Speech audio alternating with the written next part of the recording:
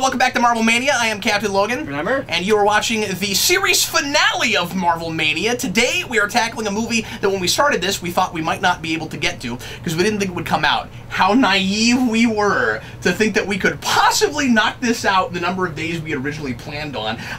But we are today, of course, going to watch and talk about Doctor Strange. And as I said yesterday, Eric, this is a little bit of a bittersweet thing for me because I feel like we've kind of committed to this for a long time. This felt like kind of the thing we did for a while, especially when it was day-to-day. Yeah. Which, to our credit, we managed to do for a decent amount of time. We probably did it for the first 20 or 30. At least half. Yeah. Yeah. With maybe the exception of a day or two. And then, as I said, we got sick, and then things kind of unraveled after that. But we did it. We're here. And, you know, it is just like Spawn Year, right? And I was worried this would happen, but it's okay. Like I said, we got through the finish line. But it is just like Spawn Year. That was Spawn Year. It took 2 years to make. This should have been 45 days. It is now the beginning of April. Well, the biggest mistake we made was... It's double. It's almost double, just like Spawn Year. On New Year's Eve, we came up with an idea and said, let's do it on New Year's to start out the new year. Yeah. We didn't backlog anything, we just started. We had to, yeah, exactly. We shot 3 the first day. Yeah, that's true. And we did one... But if we'd been thinking, we would have been doing it for like a week or two. Yeah, of course, but it just seemed like such a fun thing to ring the new year in with. But anyway, really hope you folks have enjoyed these. Well into the new year. And thanks so much to everybody that stuck with us, because I know we've had a number of viewers that have committed to watching all of these. And that's so cool of you guys, especially some of the harder movies to sit through, because of course this wasn't just Marvel Cinematic and Fox, this was also every live-action movie based on a Marvel property that was released in theaters or intended to be released in theaters. So yeah, folks had to sit with us as we watched, or maybe they watched with us, Man-Thing, and as we dealt with the '94 Fantastic Four, which I know you kind of enjoyed, so that wasn't one of the hardest ones. The 1990 Captain America was a little tough. That was kind of a slog. You had Blade Trinity, which I thought was a lot of fun to make fun of, but... And all of the Deadpool stuff in Blade Trinity. Yeah. Oh yeah, he was cracking me up because I hadn't seen that in so long. I forgot all of those jokes. But anyway, how do you feel before we get into this? How do you feel this has gone as an experiment? And again, we didn't manage to cram it all into the 45 days like we had planned, but just in watching all of these together, like, do you feel like you got anything out of that in looking at these pieces historically? I do, and that was kind of the point of this. We've talked about this off camera a little bit. The hardest part about this back fourth has been it's all really recent. It's of a ballpark of quality for the most part. The experiment, or what I think I took away from the experiment, ends around the Avengers. Like I saw the arc of the history of the Marvel superhero movie, and that was a lot of fun. And now we're just watching movies that have come out recently. Yeah, I mean, I enjoyed this all the way through, but if it became more of a chore, it was in the more recent stuff. Mm-hmm.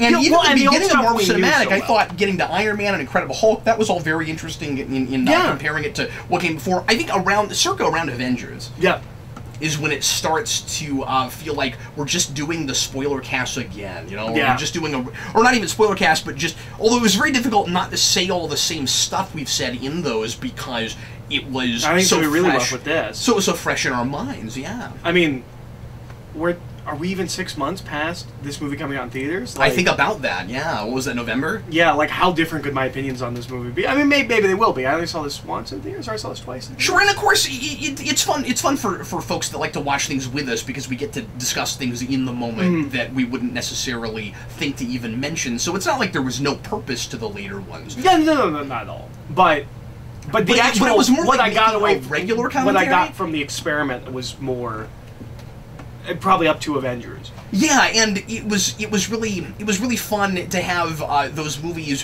fresh in your mind that had come out recently, just before other movies when you went back to the 80s and 90s and 2000s. Yeah. So yeah, no, it was interesting. It's been a long, interesting road. But these later ones have certainly been more like making a regular commentary. I think. Yeah. Well, it's the last one, folks, so let's go ahead and get right into it. This is, once again, Doctor Strange. If you have your Blu-ray, your DVD, or your digital copy, however you want to watch it, and you'd like to watch it with us, feel free to get that out right now. Isn't it? And I want to say it's just under 2 hours. Let me see if the, because I've got the DVD in there, let's see if the Blu-ray... Marvel has gone back, I mentioned this in my most, or no, did I? I don't even think I've talked about this yet, because I think this was maybe the newest one I bought right after I did the last update. But so I was going to say this is in the DVD update video, but I don't think it was. I do update videos whenever I get a lot of new superhero and comic book movies. But Marvel has, Power Rangers. Yeah, a whole video on Power Rangers. It'll be 2.5 minutes long. But anyway, Marvel has finally gone back to putting DVDs with their Blu-rays, which they hadn't done for about 3 years, I think. Is Winter Soldier the last one? I don't think Winter Soldier had. I think the Winter Soldier was maybe the first one that didn't have. Okay. Because I remember I had to use, I think I had to use a digital copy when I did that one. But anyway, if you want to watch it with us, get it past all the menus. If you're watching it on disc, get it straight to timestamp 0. Pause it and get ready to press play whenever I say now. Everybody, please press play. Okay, and so, but just before I do that, let me say that at the very beginning, we said that we were going to see if throughout this we could come up with a way so that I wouldn't have to waddle to the computer. And I'm finally going to try something, because I haven't really been experimenting with that very much, and it's the last episode. It's been sitting here this entire time. So I want to pay that. So I want to pay that off if I can. So here's my Riddler cane. Let's see if we can start the movie with the Riddler cane. Here we go. It's gonna work. Here we go.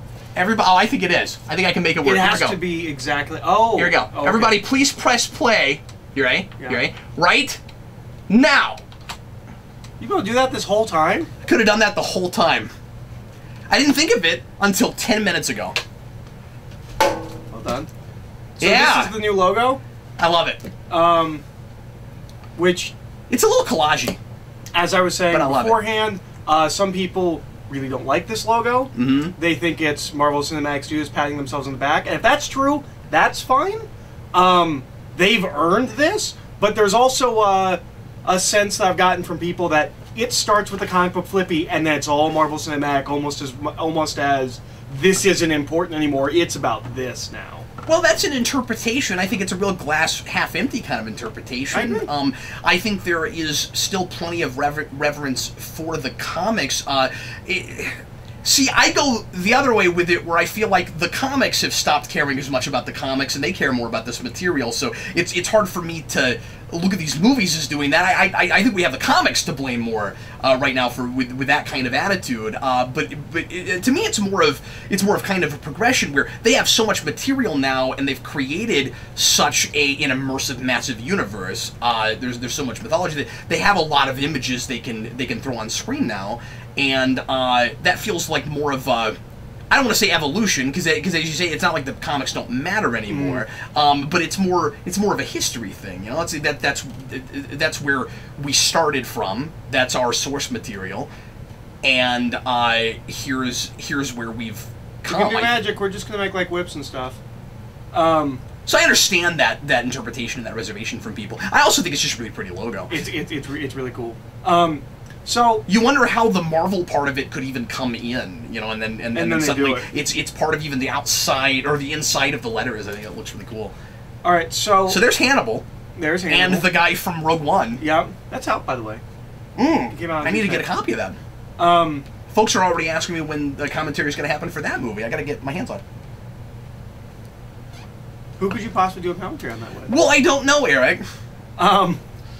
I promise you, I'll invite you this time. Okay? Okay? Oh no, I was making a joke about Dan being like, "Hey, episode 7 came out. Does anyone want to do a commentary with me?" I was like, Dan, I only did all the other 6, and I'm not a Star Wars guy, and I felt real self-conscious about it, but you talked me into it. So do you think we need any of this? I don't remember if I had an opinion on that, honestly. Let's watch it and find out. I feel like we can kind of start this. Well, and I have a big problem with this coming up, but once again, this might be another thing. We said this with X-Men that feels maybe a little bit like one of those animated openings. Yeah, it's... I hate that we front-load the mirror world. It's already overused and feels like they don't have any other ideas. Putting it in the beginning of your movie is a huge mistake for me. Okay. I've seen your biggest and coolest idea in the first 5 minutes of your movie. And this is supposed to impress me later. I like it a lot more than you do. I think the effect looks wonderful. It does. I think it looks different from anything else we've had in this world so far, whether or not you think that it's creative enough. And right away, we front-load it with what looks like magic. So again, whether or not you feel like they went far enough with the magic or making it clear enough that it's supposed to be actual magic, it looks like something that previously you would have thought you couldn't do in this world. Okay, so I do like that about it. And I also like that it's a fight starring her. Yeah.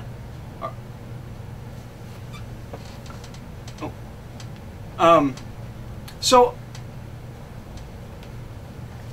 I know that you should kind of do something in the beginning to set up like the tone for your audience or whatever. Isn't all of this far more awe-inspiring to you, the audience, if you're with Doctor Strange and you don't see this stuff until he sees it? That's a real fair point. I just feel like, for me, the audience, you just gave me everything that you have. Yeah, it sounds like your argument is they're afraid that we're going to be too bored by the first act, so we need to show you that right away so you're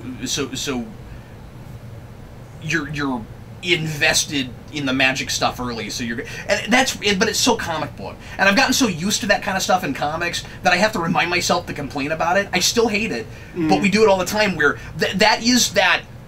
And I'm not saying it's the set in the future, then we go to the past thing. It's not that, but it's like that, right? Where you get, I totally get your complaint. Where it's like you get a couple of big pages, maybe even with a splash page in there, and then what it's afraid is to you the boring stuff, so that it's promising you, no, don't worry, there will be action stuff, you know. Yeah, and again, like it's a problem regardless, but it's a bigger problem for me because I really feel like that was the one idea they had. And they gave, like, if that was one of many different things we did in this movie with magic, it doesn't bother me as much. Sure. You're going to try and blow me away when we see the mirror dimension, and I've already seen it. In 40 minutes, I will have already seen it at the beginning of this movie. I think he's so likable here. And isn't it weird? I gotta say this real quick. Isn't it weird that it's like the opposite of what we do with Thor? Where we start on Earth and then... Yeah! Isn't that strange? And you'd think... We're no longer worried about you not being able to accept this stuff. Well, and that's good, but the deal is, who is our protagonist? Yep. And I'm not saying you can't have a prologue where introduce a world outside of your protagonist before you bring a protagonist in necessarily. I'm a stickler for POV. I prefer to be with... If you have a singular protagonist, I prefer to be with him the whole time, depending on what kind of story you're telling. But that's neither here nor there.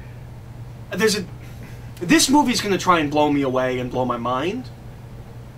I need, and it's supposed to blow him away. I need to be there with that. You need to actually surprise me with things like we do with the trip later. Yeah, where it's like, open the world up to him. Yeah. Yep.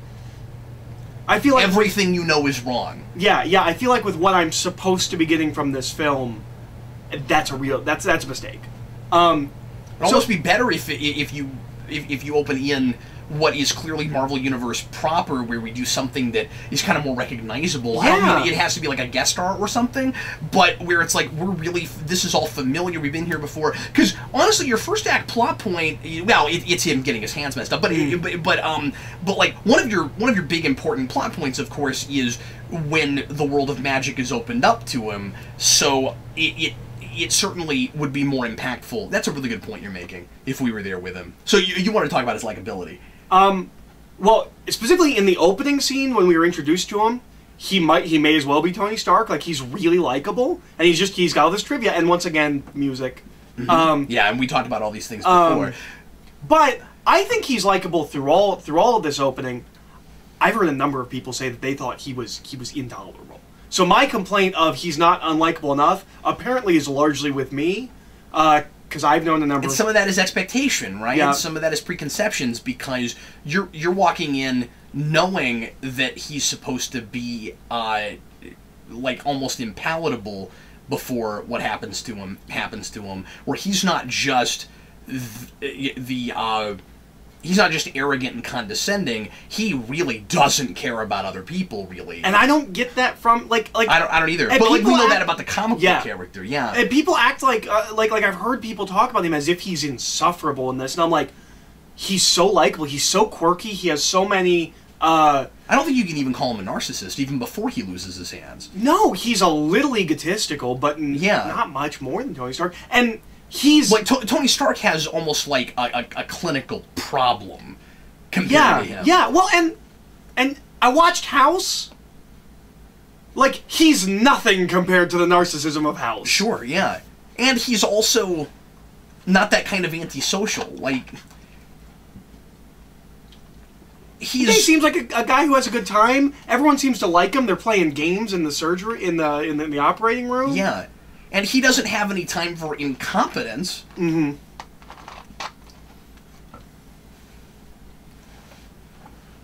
But I do think we live in a day and age where a lot of people tend to look too far into confidence, where we have a real all or nothing thing where you're either completely full of yourself and you don't care about anybody else, or you're like confidence equals egotistical, or you're completely selfish or selfless and you let people walk all over you. There's like nothing in between.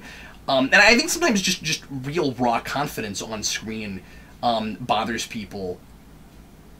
Well, and I'm noticing this now while watching this. And I'm not saying that he doesn't have things to learn. Yeah, he certainly does. But I think he's not as far gone as I want him to be, as I think they're showing him, as people are telling me. I'm not with you there. I think they're scared of that, and they intentionally made him more likable. I think they're trying to do this balance where he's likable to the audience in a way he's not supposed to be as much to maybe other people. And the deal is, well, he had a relationship that didn't work, and that's egotistical enough. You know what I mean?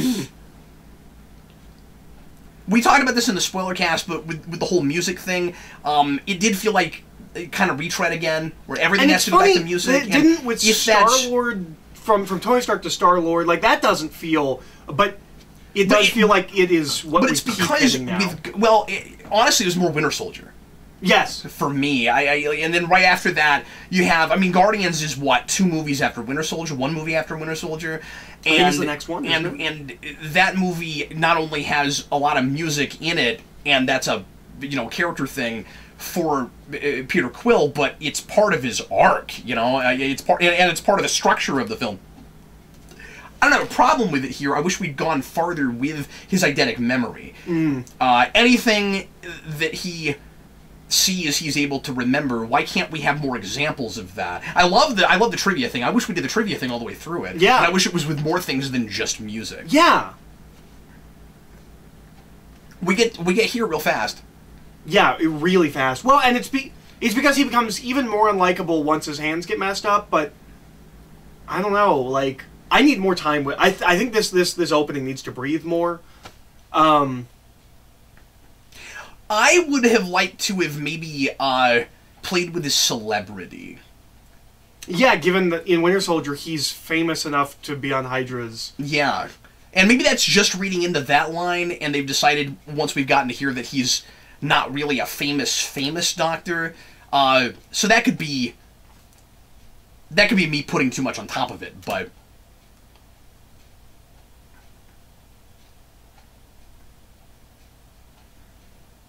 I was saying, and of course, before, that's a big PSA for not texting while driving. I was saying before, I'm just now realizing, kind of as I'm watching this, I think one of the reasons I might not, aside from the fact that I came in wanting him to be far more unlikable than he is, and other people thought he was really unlikable, I have a friend that kind of reminds me, or he kind of reminds me of. Like in a positive way? Yes and no. Okay. I don't know. I'm kind of noticing this where I'm like, oh, he's kind of like my friend. Um, I like her a lot. I think she gives a really genuine performance. Yeah, and I think moving forward, she easily could be like the next Pepper Potts. Like, well, she's Night Nurse too. She's also Night Nurse in the comics. Oh, okay. So she might be the Marvel Cinematic Night Nurse. Sure, okay, but I'm just saying she's going to remain associated with him romantically. I don't know. Like given that she's not she's not Cleo. She's not a Doctor Strange character. She may start moving about the Marvel films. That's not an assumption I was making, but. And I can't remember exactly where she is with him at the end. I know that they don't like, fully rekindle the romance. Yeah. I don't know. I think she's good in this. I wish she was in it more or had more of a role. I was a little surprised that it's not Cleo, it's Clea. But I was a little surprised that Clea didn't I was thinking of Miss Cleo. I was surprised she didn't have a mention in this. Yeah. You know, Miss Cleo died last year. Really? Yeah. I didn't know that. I forget what of, but yeah. She was like 44. She died real young. This is the thing I think he does a pretty good job of committing to. Mm-hmm. I think so too. The handshake. That's a hard thing to always do. And it seems to be almost like the more he concentrates, the worse it is.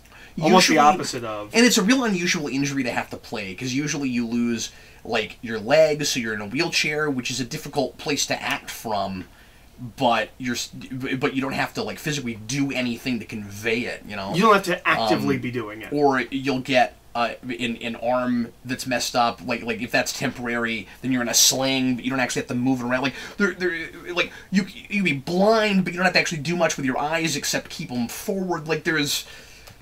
Okay, that's probably harder than what he's doing, yeah. but I'm just saying that is a real unusual condition to have to play. And it's got to be real easy to do poorly, right? Of course. Like there's a difference between just kind of like shaking shaking your hand a little bit, and like there's a solid difference between shaking it a little bit and overdoing it so it looks silly. That would require a lot of study, I would think. Yeah.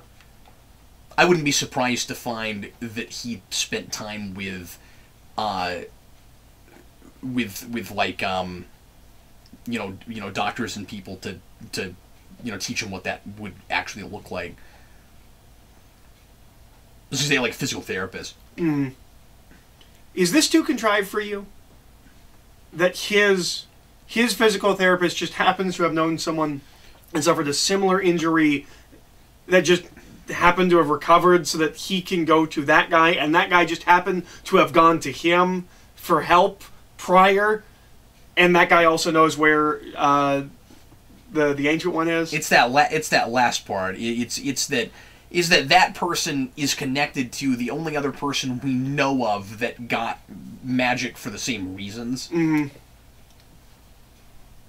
Because that's how he gets. Is that how he gets to the guy that had the spinal injury or whatever it was? Yeah. Yeah, because he talks to that guy, and that guy says like, pretty convenient. If you do this well, I will give you that guy's phone number, address, or whatever.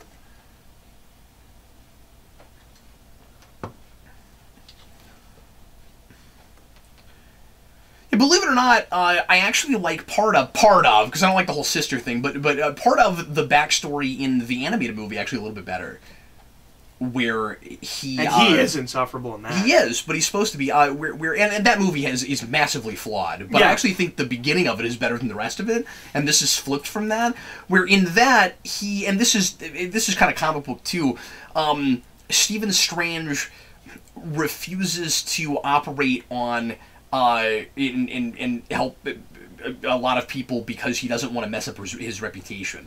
And this was a little bit confusing in that movie, and you could have made that work better here if you went that way.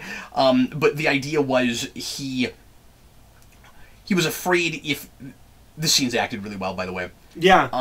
But it's also, I think, supposed to be the scene where I hate him, and I'm like, no, I kind of completely understand where he is, and it's okay that he's lashing out a little bit. I mean, it's not okay, but I get why... Yeah, it's a pathetic. I didn't get that from it at all, but given that it is Stephen Strange and people reacted to it like comic book Stephen Strange, maybe that is what they were going for. I was also really distracted by that view. It's too good of a view. When you have a really dramatic situation like this, and the city looks really pretty, I get distracted, and I'm just looking at the architecture. Yeah, I mean, he is, you know, being really whiny here, I guess, but... Well, he's being mean to her, but... Yeah. He's not...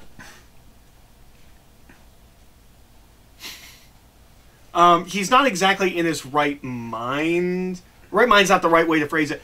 If he's going through stuff. Right then... Yeah, he just threw his computer. Yeah. She picked a real bad time to walk in there. So do you remember the first time we saw this? Yes. In the theater, and that... somebody had a stroke or heart attack or something was going on. No, it wasn't... we never figured out what exactly it was, because they were okay, and... Well, he was at least able to walk out. Did he leave, though? Yeah, no, they left. Oh, I didn't realize that. Okay. Yeah. Okay, yeah, but somebody dropped, and we heard somebody in the audience yell, "Somebody help me, somebody help me." And I need a doctor. Yeah, and they had to pause the film, because it's digital now. We can do that. They had to pause it. They turned the lights on. It was 10 minutes. It was about 10 minutes before the movie came back on, and that was where it stopped. That's where it stopped. Yeah. Yep. That he's looking at with the names. And by the end of it, I had it memorized. I don't now, but we were looking at that for a good long time. Yep.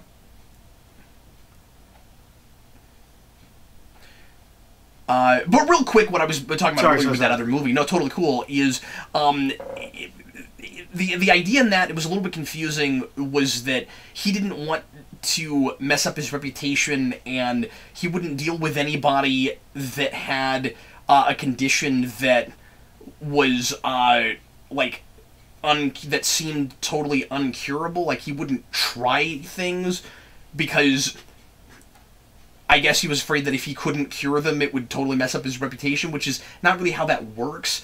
So, like, you wouldn't have wanted it to be adapted that way, but I like the idea that, well, it is more impressive politics, that every case you've ever taken, you've solved. Yeah, I guess that's true, but he also wouldn't take things because they weren't interesting enough to him. And, but anyway, it's been a while since I watched that. I articulate that in the rewind. But anyway, but what I liked about it was this idea that I know that guy from Things. Yeah. Why do I know that guy from Things? Anyway, is he also maybe another crossover character from one of the Netflix shows? Not character, but actor? I'm not sure. Anyway, but what I liked about it was that he refused to help other people, and then now he has to go to these doctors. And that would make this a different story to some degree. We just don't spend enough time with him before the accident. No, I totally agree with you. I think that happens a little too fast. And it would have felt even faster if you didn't have that teaser. Yeah. But... So I'm with you that you're making a really compelling argument. I think I'm with you on it, that I wish that the magic stuff we got totally from his perspective and the world opens up to us, but you really would have had to have spent a lot more time with him. Okay, but if your fear... You wouldn't want that car crash to happen 5 minutes into the movie. But if your fear is that it takes so long to get to the magic stuff, your opening is 5 minutes. That's not my fear. That would be their fear. No, that's the thing. If your fear is that it takes so long to get to the magic stuff, just 5 minutes, and then he's... I mean, we can't be 20 minutes into the movie. Yeah. This I can't do with a stick. We are 20 minutes in. Well, you could knock it around. Yeah, it's just 20 minutes. So yeah, we're 20 minutes into this movie. That's not a reasonable amount of time to wait for... And it would be even less. It would be more like 15 without that opening. Yeah, and I mean, you know what you came in for?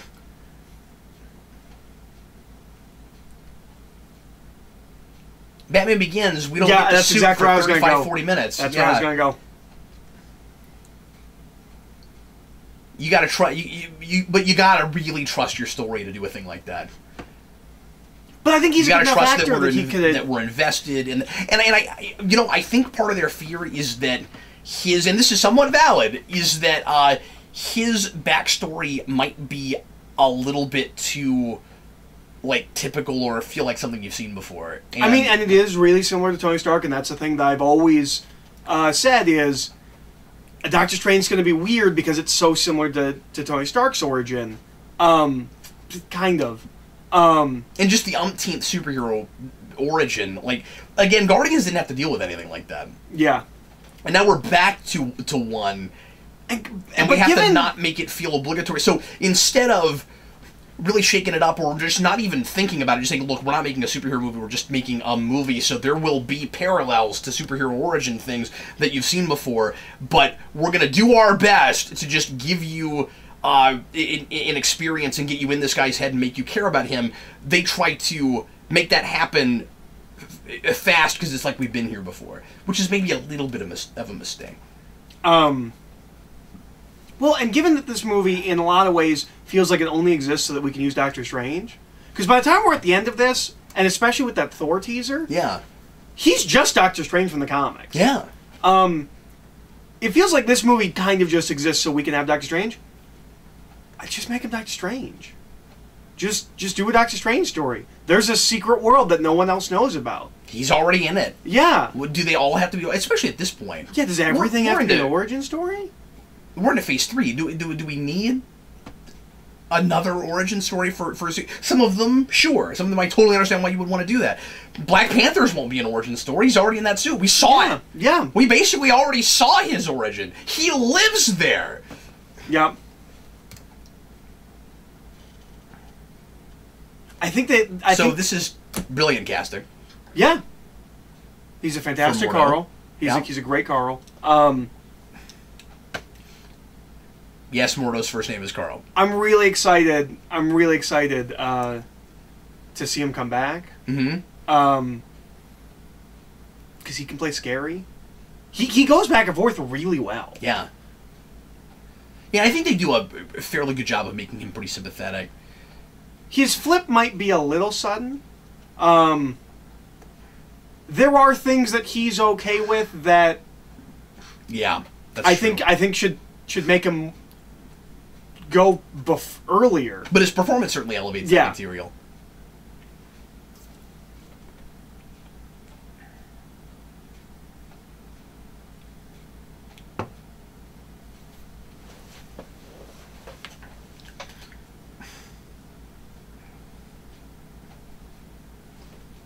We should have had tea for this. You don't drink tea. Okay, we should have not had tea for this. He also needs to become a Baron, much like Zemo. Yes. At some point, they left become Barons. Baronless. We're barren with our Barons right now. Are there any Barons in the real world these days? Do Barons exist? Probably not. It's the problem with adapting. Did Barons exist in the 60s? 40, 50, 60 years later.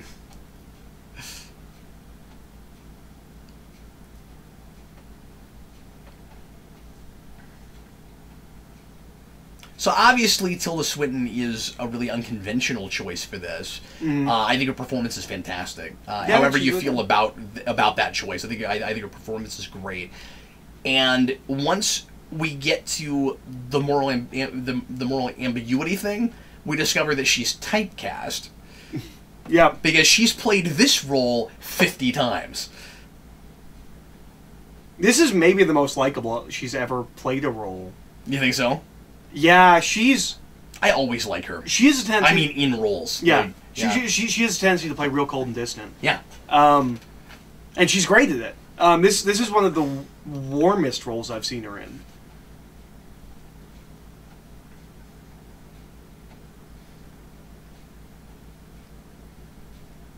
Yeah, and her argument is a good one, if not somewhat simplified. Yeah.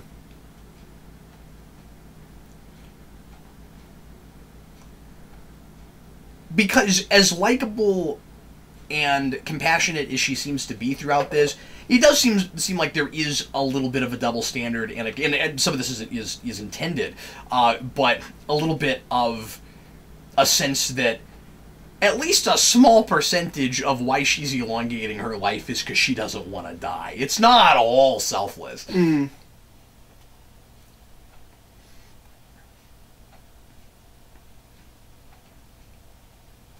Especially because she's not going to let anyone else do a thing like that. Yeah. You know, and the argument is, well, the burden I bear, and... Well, but it's also... maybe I can just infer this. She has not found anyone that she thinks is a suitable successor. Yeah. So she has to stay alive. But then the question is, when you have that kind of power, are you willing to give it up? Mm.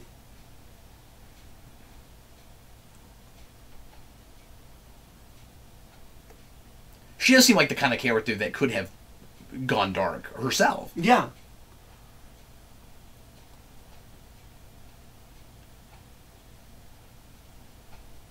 You care so much. This is weird because she's going to show him this, which is going to open up his mind and be like, okay, I don't. Maybe I don't. I'm not going to keep arguing. We don't have to make. And then she immediately kicks him out. She destroys his worldview and then kicks him out onto the street. Yeah, yeah. What I was going to say is, she does a thing that makes it so that this doesn't have to be the first 3 episodes of Iron Fist. Mm. Yep. Where we just spend all this time where characters refuse to believe what's in front of their eyes. Yep. I was really happy that we did this much astral projection. That's a thing you have to give it. I know you feel like they didn't go creative enough with a lot of this magic stuff, but that wasn't a given to me. And looking at comics a little bit before I saw this, I discovered that astral projection is a big staple of Doctor Strange. The first 5 Doctor Strange stories are just him sleeping, astral projecting places. And this is, of course, what I want the movie to be. Right. And I want the sequel to be more of this. I was so impressed when I saw this because this is what I never thought I'd get. Was all of this craziness, trippy, yeah, and this makes me think that psychedelic. it's not like Thor where they're afraid of the material. It's that they think they have to ease an audience into it because they're going to be trepidatious and see this as too weird and out there, and they're not ready for that. Yeah. You know, anybody that's not familiar with Jack Kirby-esque well, in this imagery case, and Ditko. stuff. Right.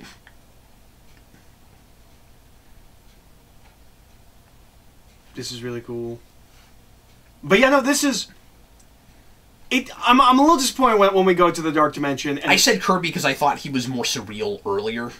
So I thought he kind of set the stage for Ditko and the stuff he did in this, which is why I said that. I don't know if I know this is Ditko, surreal.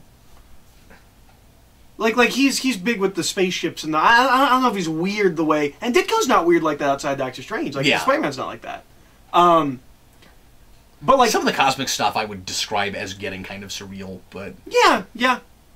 But anyway, but I was a little disappointed when we get to the end and we go to another dimension, and we don't see anything like this. We don't see anything like this. That's what's so cool about Doctor Strange, and what I think makes Doctor Strange adapting correctly difficult is you go to places that don't conform to the laws of physics or geometry or what Lovecraft calls it something non-Euclidean geometry. Yeah, where it doesn't obey our rules, and then when we go there, it's a bunch of big rocks floating in space. Yeah. And it's a fun scene, and there's good stuff going on. They do telegraph that, because that is what he's seeing when he sees Dormammu. Yeah. But yeah, in the sequel, I need more of that. What do you think of Dormammu as just a couple of big eyes like that? I like it. I like that he's got the flames. I like that his head is doing the... It's not just lines, it's like rippling. I get the impression he has a whole body. He's just huge. I know this comes up weirdly often with me. It reminded me a little bit of... Galactus? No. Well, we'll talk about that, because yes, but not in the look. The look reminds me a little bit of the cosmic, all-seeing bad guy from Animorphs. What is it? Karnak? I forget his name now. But he's like that, and he's just a couple of big giant eyes, if memory serves. That was the first thing I thought when I saw that. I didn't know Animorphs went that big. Oh yeah, because you remember the Alemist? It's the villain of the Alemist. The Alemist is basically their Q, except he's really stolid and doesn't have much of a personality. He's real logical, and he's another all-powerful being, kind of like the Watcher. And then there's another one of those, but he's evil. But anyway, I didn't read nearly as much Animorphs as you, and I don't remember most of it. I still want to do something on that at some point. I know you do. Okay, so it's Kaecilius, not Isosceles. Okay. I really wanted to be Isosceles. You said that forever, and that's all I could ever think of, and I can never remember his freaking name. That's fine, because I can't remember his real name. So you're just messing with me then? I'm just messing with everyone. I think it's funny. I thought you said that. I thought you kept doing that because you couldn't remember his name. Initially, but then I learned his name. I know what his name is. I can pronounce it correctly. I choose not to. But no, I'm with you on that point you made earlier about her throwing him out, that it feels like she expends all that energy for kind of no good reason. Well, and it's not like they're just teaching him a lesson. They're not really sure if they're going to let him back in or not. Yeah, I think it's supposed to be like a test, right? I don't know if it is. That's the point I'm making. To see if he's willing to wait there? But it seems like they decide, since he was that committed and dedicated, they'll let him in. It's this...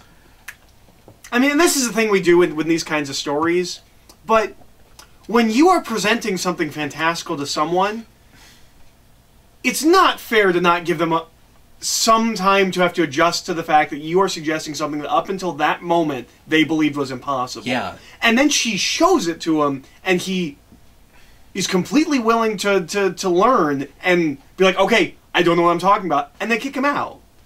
I feel like that's more tropey than it is character-driven. Yeah, if his answer had been, "What drugs did you just give me?" Which he did the first time when he astral projected, but then when he like fully tripped or whatever. Yeah, that's a little different. Yeah.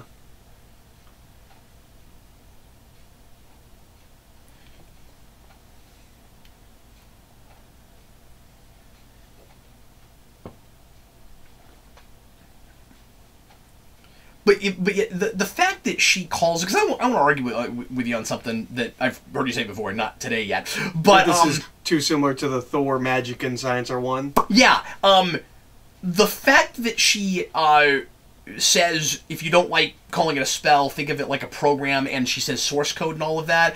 That doesn't make it less magical. Like, there are rules in magic. It just means that the building blocks of life and reality don't work the way you thought they did.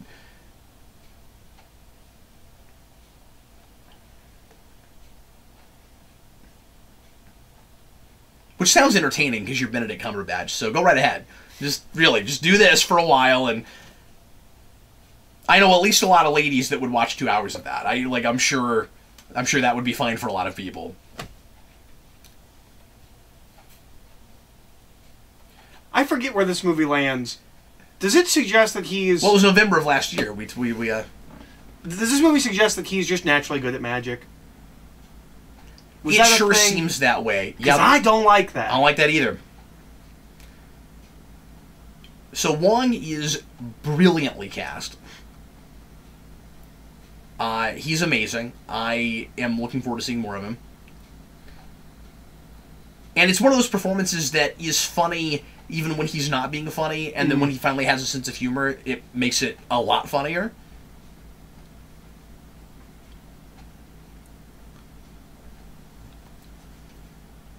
Yeah, that's what it is. That's what the issue we had with the movie was that he's already a book reader. He's already a learner. It should just be he's good because he's good at learning things, and so he's learning the spells. They've got that built in. Yeah, and then they suggest that he's instead, just they make kind of a Destiny, you're the one kind of thing, and I did not need that. I mean, I appreciate that he's not Sorcerer Supreme by the end of it. They get him, and we both really liked that. They maybe get him a little closer even than I would want him to, but I guess the bigger issue is the way he gets the eye and what the eye is. That's the biggest issue. Yep.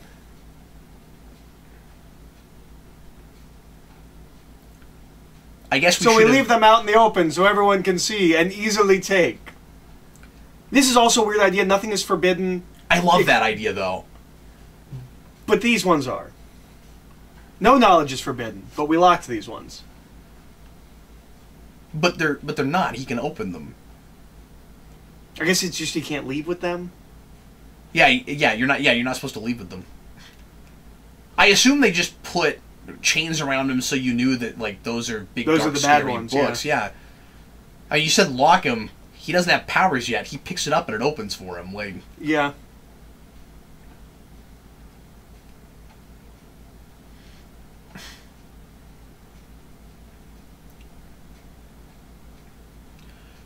But I really like that and respect that as a part of their philosophy, that no knowledge is forbidden. Yeah, no, it's really cool. And it's so easy. Like you can't have a sense of responsibility with this stuff if you don't understand it. Well, and it's kind of averting the thing we usually do, where it's like, here's all this, don't look over there. That's the stuff you don't look at. Yeah. Well, then why are they there? Don't go into the West Wing. Why? Oh, did I say that? I mean, there's only one wing. There are no other wings. Belle from Beauty and the Beast, there are no other wings. Why do you have a wing of the library that no one can use?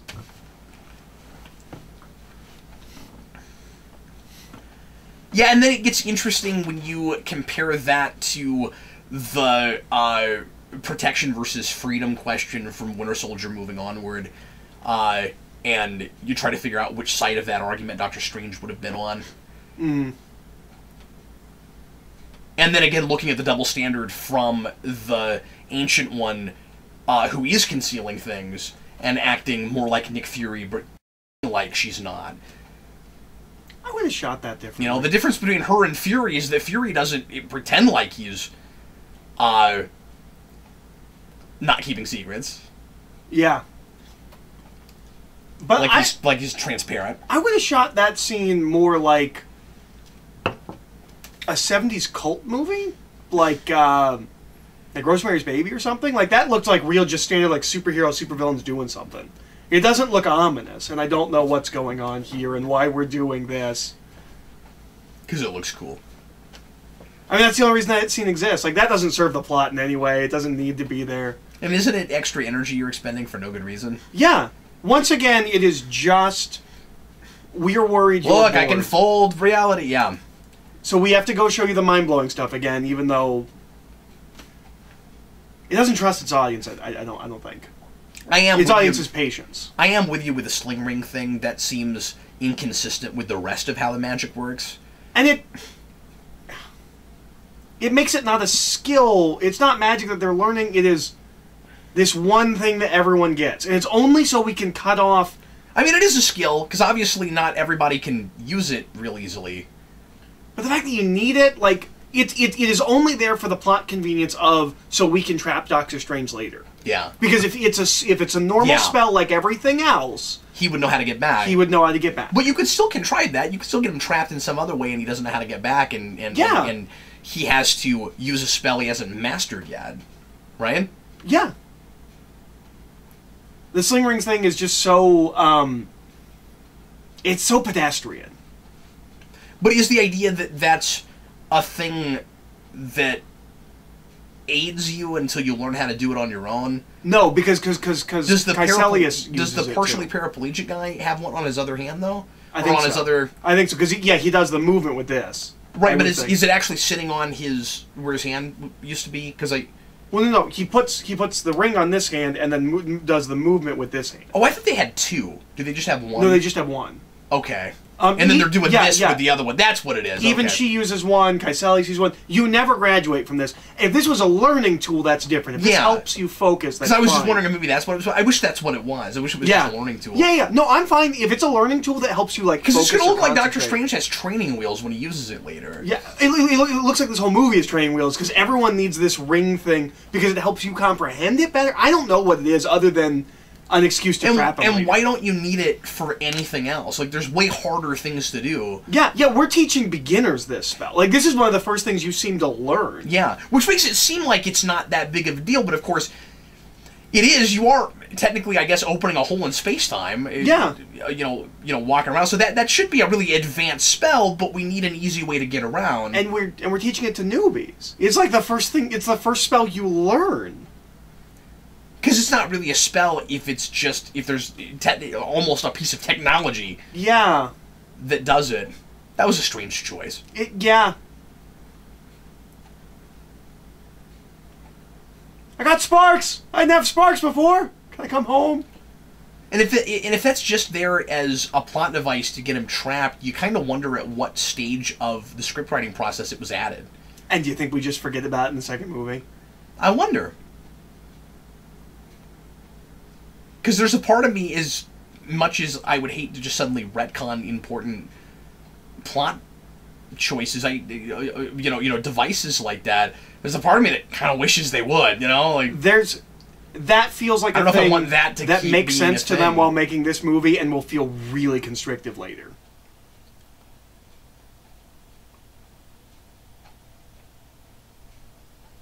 Like when you're making another Doctor Strange movie 2, 3 movies down the line, we're like, gonna hate that we have to keep using this ring or thing. we'll come up with some kind of excuse to get rid of it.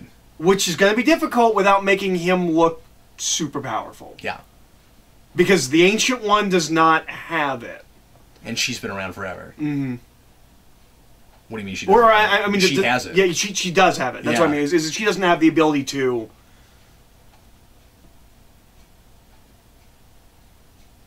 That one doesn't play. I thought it was fine the first time. We just ran through all the one-word names. Yeah. Yeah, but the payoff is kind of funny. And I guess it just depends on who you are. Because it seems like about half the people who saw this didn't like that joke. Yeah. Well, I guess it happens right away. In this movie in general was real divisive. Yeah. And I do think this movie is too humorous. I don't know if you would feel that way if we went weirder with it. But the humor would almost be a different kind of humor then. Well, and if we went a lot weirder, I would almost forgive the humor because it's the whole movie would be offsetting the audience. It's keeping them grounded. Yeah, exactly. And why would? And I think it thinks it's doing that a little bit. It's a little bit like, and I'm not saying this is a bad movie by any stretch, but it's a little bit of that Iron Fist thing where we think this is all a lot weirder than it is. Well, I mean, this is the thing, right? Like, I've read a lot of weird things.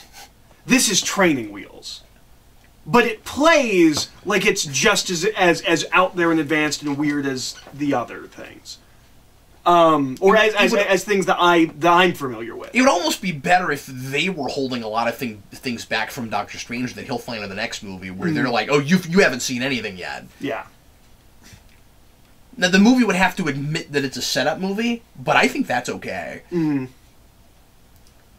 Because I mean, as you said, that is what it is. They feel like they need this origin thing, like you said earlier, so that we can have him in the next Avengers thing, and I guess he's going to be in Thor. But why?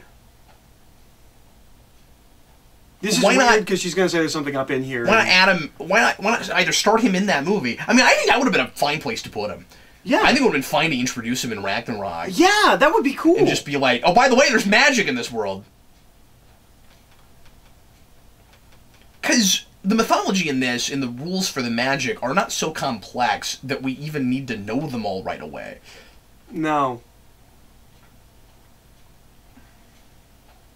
And if he's going to be in the next Avengers movie, you can just have a conversation between Doctor Strange and Iron Man where he's like, I wasn't that different than you. Yeah. But I would also make the argument... Yeah, that would be really cool, actually. But I would also make the argument that this would all feel a lot more tedious if we didn't have the Marvel Universe well-established and all around it. And the reason I say that is because it's... If this was a Doctor Strange universe all by himself, I would want to just get to the magic stuff. I would be more impatient about that. This is a universe that's been inching us to that anyway. I think one of the problems with Doctor Strange, as like, I'm just saying I understand why they feel the need to do that for a general audience. Doctor Strange's origin isn't the most interesting. I mean, it's like 5 pages. I mean... That's true of most of them. Yeah. Some of them are more story-worthy than others, and they just didn't... Just because Stan Lee did it in 5 pages with a lot of those things, doesn't mean that that there couldn't have been a story there, but yes. But that's true this story in particular... almost requires to be... Why is this impressive? Why do you need a staff to house... magic chains? It's a multi. There's a word for it. It's just a martial arts staff. I forget what those are called, but there's like a multi thing staff. That's all it is. Yeah. It has the power of... who is it that he says it is? It's the... Living Tribunal. The Living Tribunal. It has the power of the Living Tribunal, and all he does is use it to hold that staff together in multi-sections. This is more of that, like, unimaginative magic stuff. Yeah. But Doctor Strange's origin almost... You need to see a man go through a change. Like, you could make a Doctor Strange movie that's not a superhero movie at all. Yeah. Like, it's a seeking self-enlightenment film that at the end of it has magic. Like, you could have done a really creative and different movie if you were doing an origin story for Doctor Strange. This is a run-of-the-mill Marvel movie. And it is starting to feel like there are the real Marvel movies. And that is maybe where the machine breaks down a little bit. Mm-hmm. Where, like, you've got this, you've got Ant-Man, you've got the Thor movies, you've got a lot of these movies where... And, like, now... And now I'm starting to wonder which movies are going to be which. I want to assume Black Panther is going to be one of their real movies. Is Captain Marvel going to be a real movie? Is it going to be like this? But it could just be another...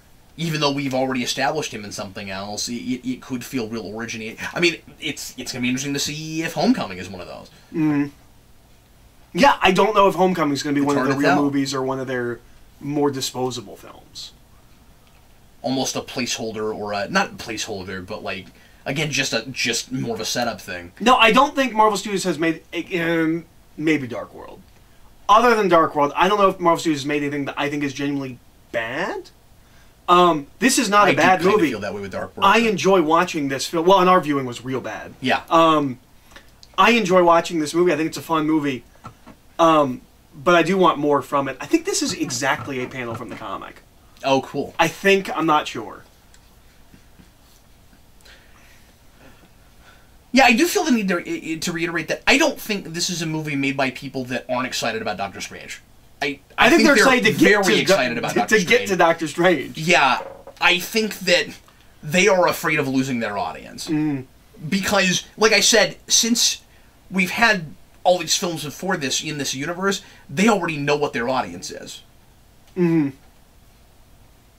This, of all movies, is not likely to be one, and I'm sure they knew this, that would bring in a lot of new people to Marvel. Guardians did. Yeah. You know, Avengers might have. But yeah, it's going to be, to your point about the two kinds of movies, it's going to be interesting to see if moving forward it continues to be mostly sequels. I mean, we've done a good job in Phase 3 of doing both. Because we have quite a... But I just mean where the sequels are those. Are the real movies? Yeah. Or the... Yeah. Yeah. Yeah, I guess you're right. Because that's primarily what it's been. Is the sequels are... You're right. Because we need that introductory movie to get Which is more disposable and... And that ends up feeling a lot more like a... I mean, not to say that those aren't stories, but they maybe, moving forward, look almost more like prologues, introductions.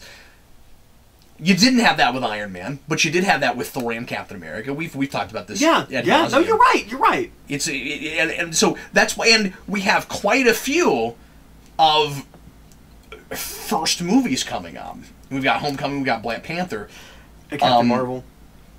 Captain Marvel. So, but I don't think Guardians was one of those. So Guardians 2 is going to be really interesting.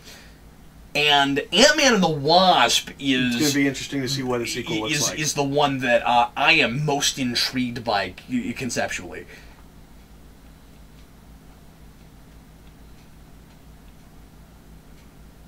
Except for later, when you bring me back from the dead, that's totally cool.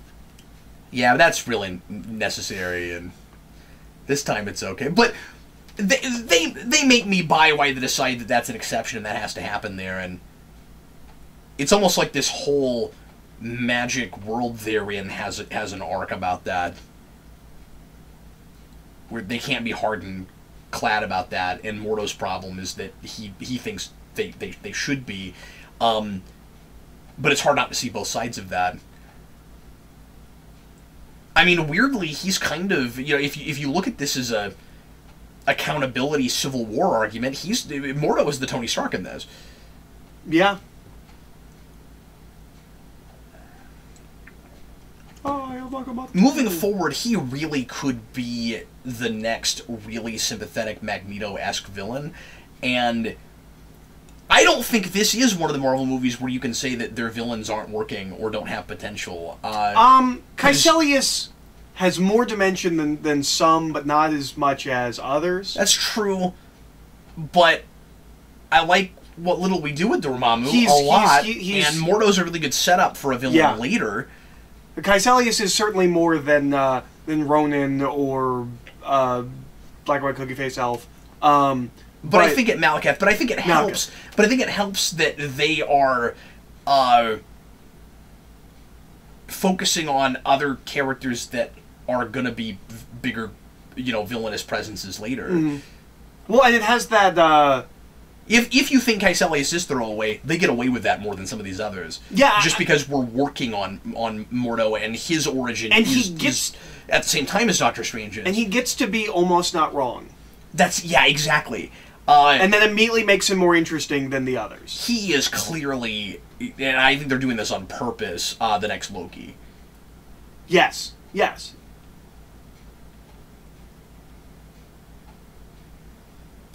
So isn't that interesting? This is middle of the road for these movies, as far as... But they're setting up things that and could story be... goes, but there are a couple of things that... It's interesting that the things we are really excited for are... And I think the things that this movie excels at tend to be not Doctor Strange. Like, Mordo's really cool. Dormammu's great. Dormammu's great. The Ancient One is a really intriguing character. Yeah. Doctor Strange... Yeah. He goes on the arc that he needs to go on for this movie to go through. And it's a little typical, and he's comes off as maybe a little bit of a placeholder. He's got to walk us through this. I feel like it's not that bad. No. The way I'm describing it, it's not quite that. It's just that this is one of the only protagonists in these movies so far that is much more interesting in the comics to me. So far. And he's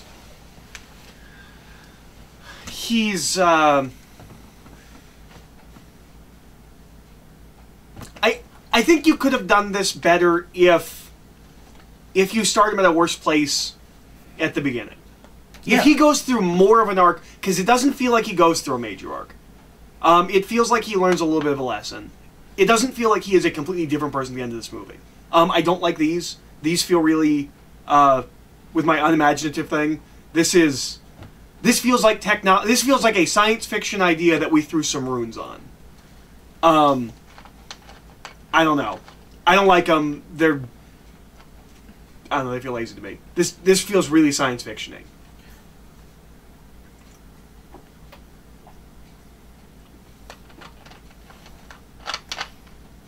I guess I'm not sure why you're going there. I don't know, it doesn't feel like magic to me. It's a device. It's a permanent device, and we threw some runes on it so it looks magic-y. But they have relics that have powers, and that's the one that one does. Yeah, I don't just know. because you've seen that in science fiction things doesn't make it too science fiction-y in my head. I'm not saying it's super creative or anything. I wouldn't have left immediately to, well, that's too science fiction, so we shouldn't have done it here because this is supposed to be a fantasy thing. Well, and there's a lot of those are things that converge a lot. Yeah. You know what I mean? Like, I'm not saying fantasy and science fiction are the same thing, and as we talked about the other day off camera, I don't like that in book sections we put them all together. Yes. But science and fantasy, or excuse me, science and magic often are conceits in order to give us a thing that we want to happen otherwise, and it's just what we decide made that happen in the first place. I'm just saying that if you have a room of relics, and we know we need relics because we have the eye, and we have the cape, etc., etc. Although I don't know if in the comics the cape is magical itself. It's the cloak of levitation or something like that. It's a cloak of something. That's what it is here. But okay. Honestly, I never knew if the cape made him fly or if that was always my. See, we're always afraid that kids are going to think a superhero cape makes you fly. It makes you fly, and they'll jump off a roof. Don't tell them that the cape makes Doctor Strange fly. No. If you can fly, take off from the ground. Yeah, Superman doesn't climb up to the top of a building and jump off. He takes off from the ground. It's a really good point you're making. But yeah, if you have those relics already, couldn't you have a relic that? And we're doing the thing we did in the animated film. We're making energy whips and swords and what's the Klingon weapon? I don't know if we did it with that's like what he had. No, his is more of a chain, isn't it? No. He had like an invisible batleth thing that he was like. I don't know that it's really much like a batleth. It's just it's a stick before it's anything, right? Haha, joke. No. His, like, I thought he was holding here and there was, like, a blade here. Oh, okay.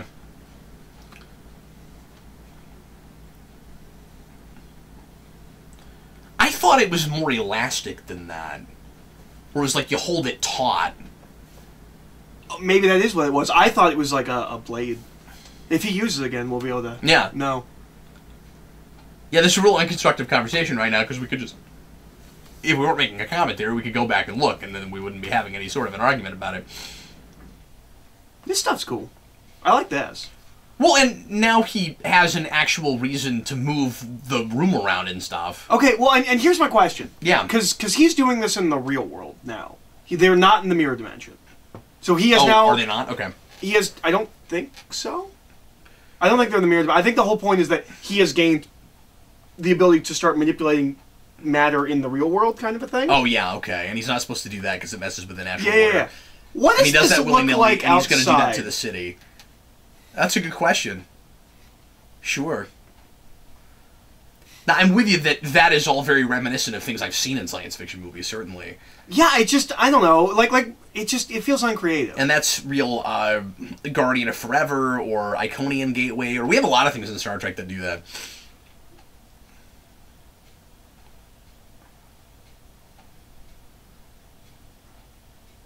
Ha! See, they're big blades like batlets. They're not whippy at all. Oh, I guess I didn't see that thing. Okay.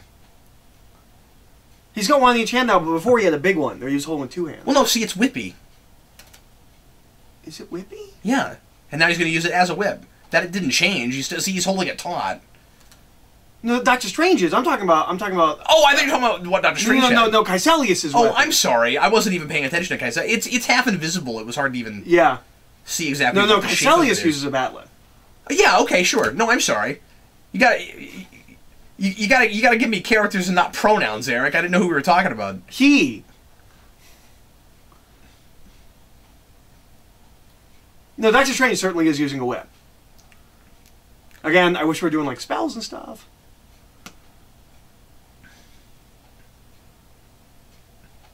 And that was the big, like, trailer moment, right? Yeah. Not trailer moment, that's the wrong thing. That was the big... Whenever you saw a commercial that was somehow tied to Doctor Strange, go see Doctor Strange. By the way, buy our car, by the way, go see Doctor Strange. That was the big shot. Which is fine, it looks cool. And I would cut the joke here.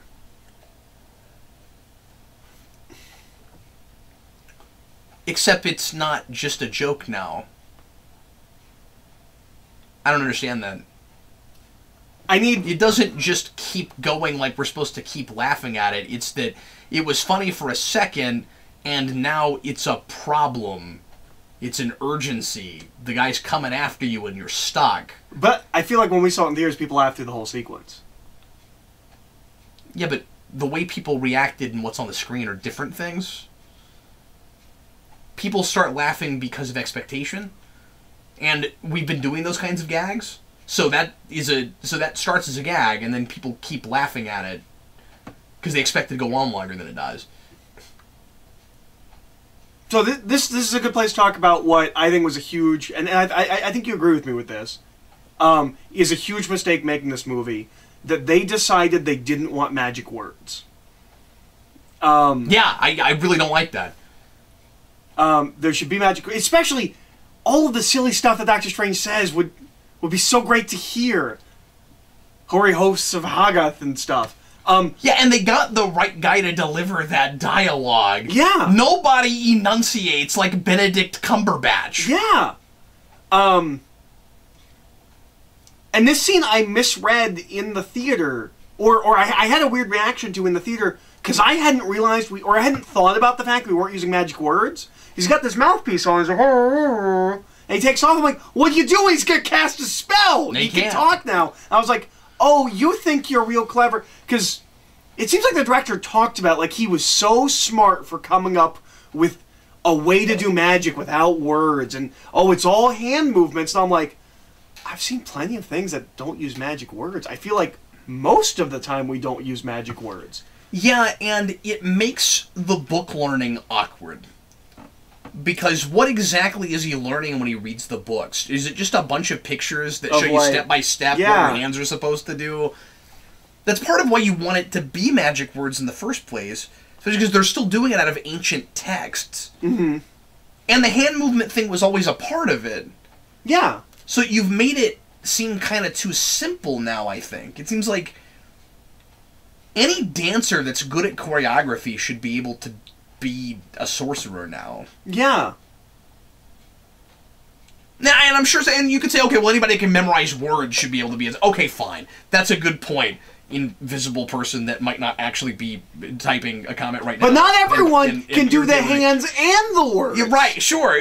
But I'm sure some of it is also, you have to be, is mental, right? Like you have to have your heart and mind in the right place. You have to focus correctly. Yeah, and I'm sure there's some kind of like channeling of chi and will and things like that. Yeah. It's not just doing this. It's doing this and thinking about the right things and putting the right energy into the right places so that it does the thing you want. But at the very least, the words make it more dramatic. Yeah. Why wouldn't you want that? And they're great words. Stanley loves words. Yeah. Maybe more than anyone else. He loves words. And that's not an issue of translating from comics to screen, so now we have to change it. The words make just as much sense, if not more so, with delivery. No, seems like it was a deliberate choice by the director to make it silent, for lack of a better way of putting it. And it's not like it would have necessarily made the movie any longer, because he can just be saying those words while he's doing the thing he's doing already. It just feels like something's missing now.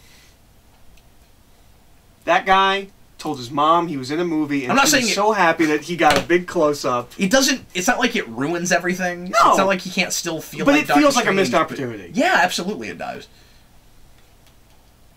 And he would seem more impressive if he was doing that. Yeah, well, and that's not a thing that, Yeah, it's not a bat'leth, it's one-handed. Well, it looks like a giant shard of glass. Well, and that's not a thing that, is an audience thing, because Harry Potter. Like, this was the thing people complained about going on too long. It does go on too long.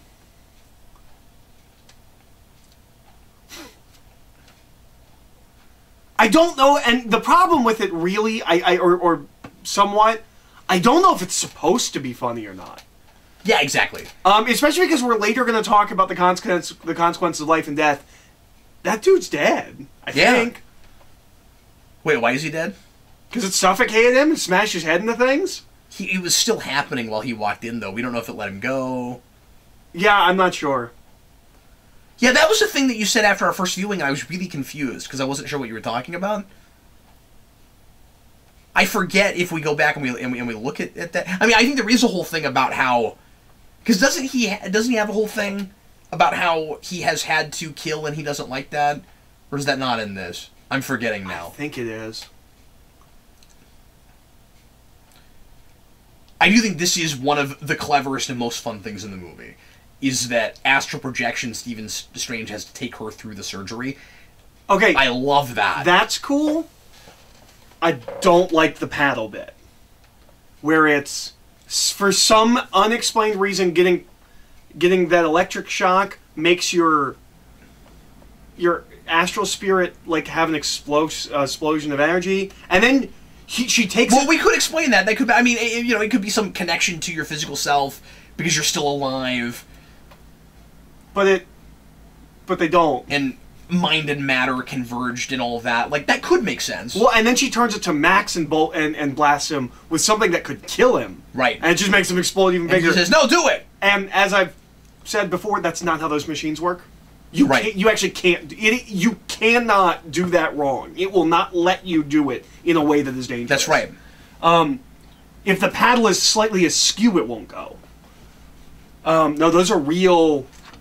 Those are real technical machines.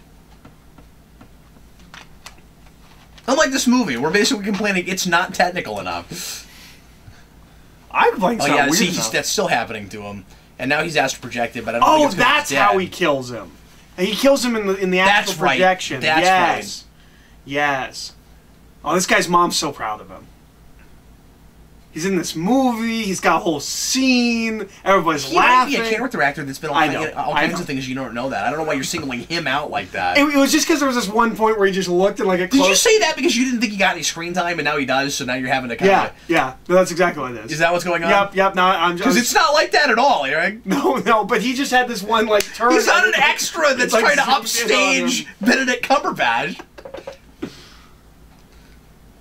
Yeah, that was the last we saw of that guy. And Cumberbatch has had such a cool career in geeky stuff and in all of the iconic characters he's gotten to play now. You know? Yeah. You know, he's gotten to be Sherlock Holmes and Doctor Strange and not Khan. I was gonna say that the name that the fake name that they gave, and I can't remember what it is. I'm sure you do. John Harrison. Yeah, he gets to play John Harrison. He gets to play, one of my favorite Star Trek characters going all the way back. And if Nicholas Meyer hadn't thought to bring back John Harrison, Star Trek might not have continued in film past that movie. Yeah,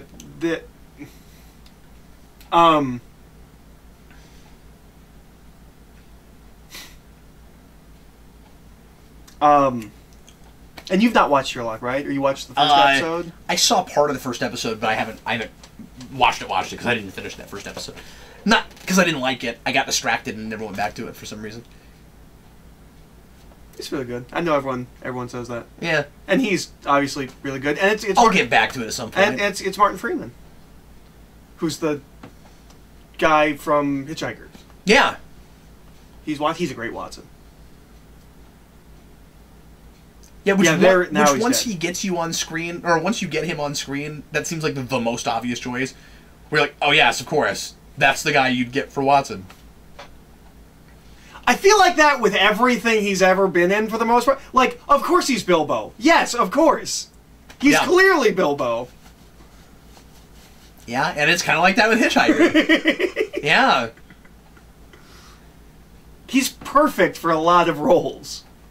There is a part of me that wishes somebody would try Hitchhiker again, but I think it should be on TV. I think it should be like streaming an episode miniseries or something. Yeah, because we did it as a miniseries in the '80s originally. With the robot kid, that didn't work. Right? It had no budget, but I love it. Except for Trillian, that is the most obnoxious Trillian. But she has the same voice she does in the radio show, I think. So like at least it's consistent. But oh my god, it's shrill and obnoxious, and I cannot stand it. That seems like a thing you would think that Sci-Fi Network would jump on at this point. Yeah. Because they're back in a big way now, and they've got a bunch of serious dramas. Everything they're doing is serious now, though. I don't know if they would want to mix it up like that. That's what I would want them to do. Let's do the fun science fiction. Yeah. I just want live action to get to Restaurant again. I want to see him. I want to see him do Restaurant. But anyway, Doctor Strange.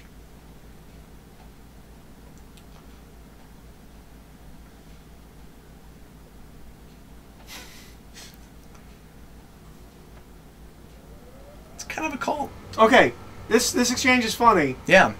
The immediate shutdown is, you saw my ghost?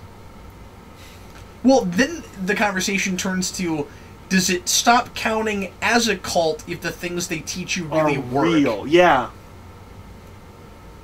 Because I think you could still kind of call that a cult, although...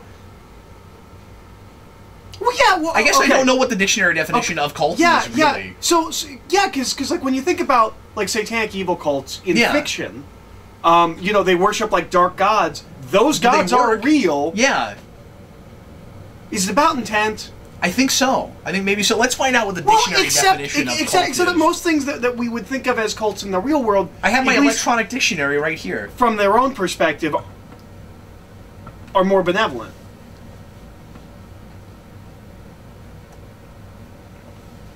Every now and again, you have to go back and make sure that words you know really mean what you think they mean. You know what I mean?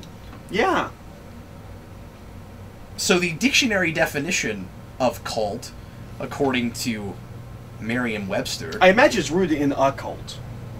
Like, it probably has a magical society root. Of course, yeah, and it does, yeah. Or a cult comes from cult, I'm not sure which.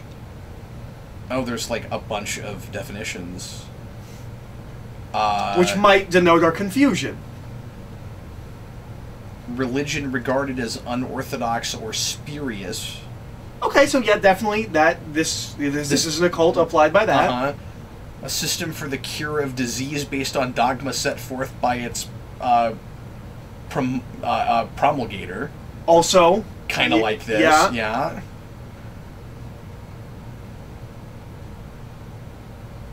And just really basic system of religious beliefs and ritual, but that's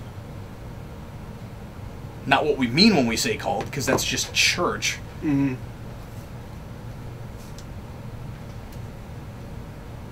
Not to say that there aren't churches that are end up being cults or cultish. Precisely.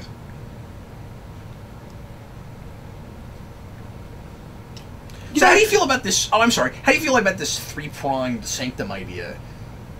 And I don't. It's weird, and I don't know Doctor Strange enough to. I don't know if that's able to say whether that's comic book. I don't think it is. Yeah. But the whole little research I did in reading before I did that rewind on the animated one, I didn't find that. And my only experience with Doctor Strange, as Doctor, like in his own book, there it is when he says, "I just killed a man. I won't do that again." My only experience with Doctor Strange, as far as comics go, in his own book, is the Lee Ditko stuff. I had the Essentials volume, which collected all the Lee Ditko stuff, and I read that back when I was like 13, 14. That's all of my knowledge of Doctor Strange. They put it out in Omnibus. I really want to get it. It's the exact same stuff, but it's in color. But as I recall, and you've read some of that stuff more recently, there's no school in that. He goes to a temple, and there is the Ancient One and Mordo. That's right.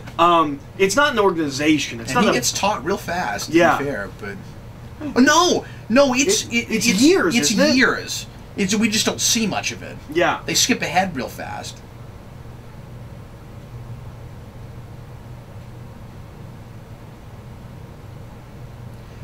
And I know we're fixated on this, but the whole choose your words carefully thing would, again, be more interesting if we had magic words we've been saying this whole time. Yeah. Wouldn't that be cool? Because you have to choose your words when you decide what spell you're going to cast, and you have to be responsible with that magic.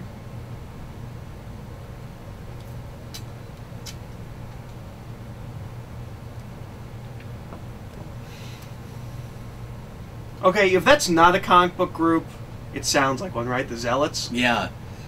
I assumed it was just the noun she was using to describe them. No, I'm sure it is.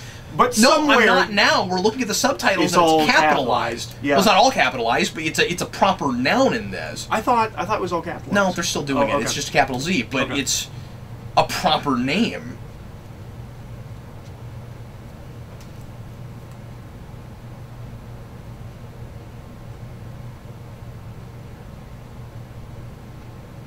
I like this stuff, and I want more of this in the sequel. Yeah.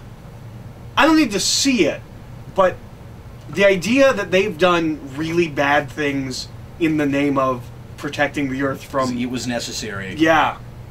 And that she's gone too far, even for him, with some of the things... And maybe the idea is, he's already, in his mind, gone too far, and he's about to break, and nobody knows it.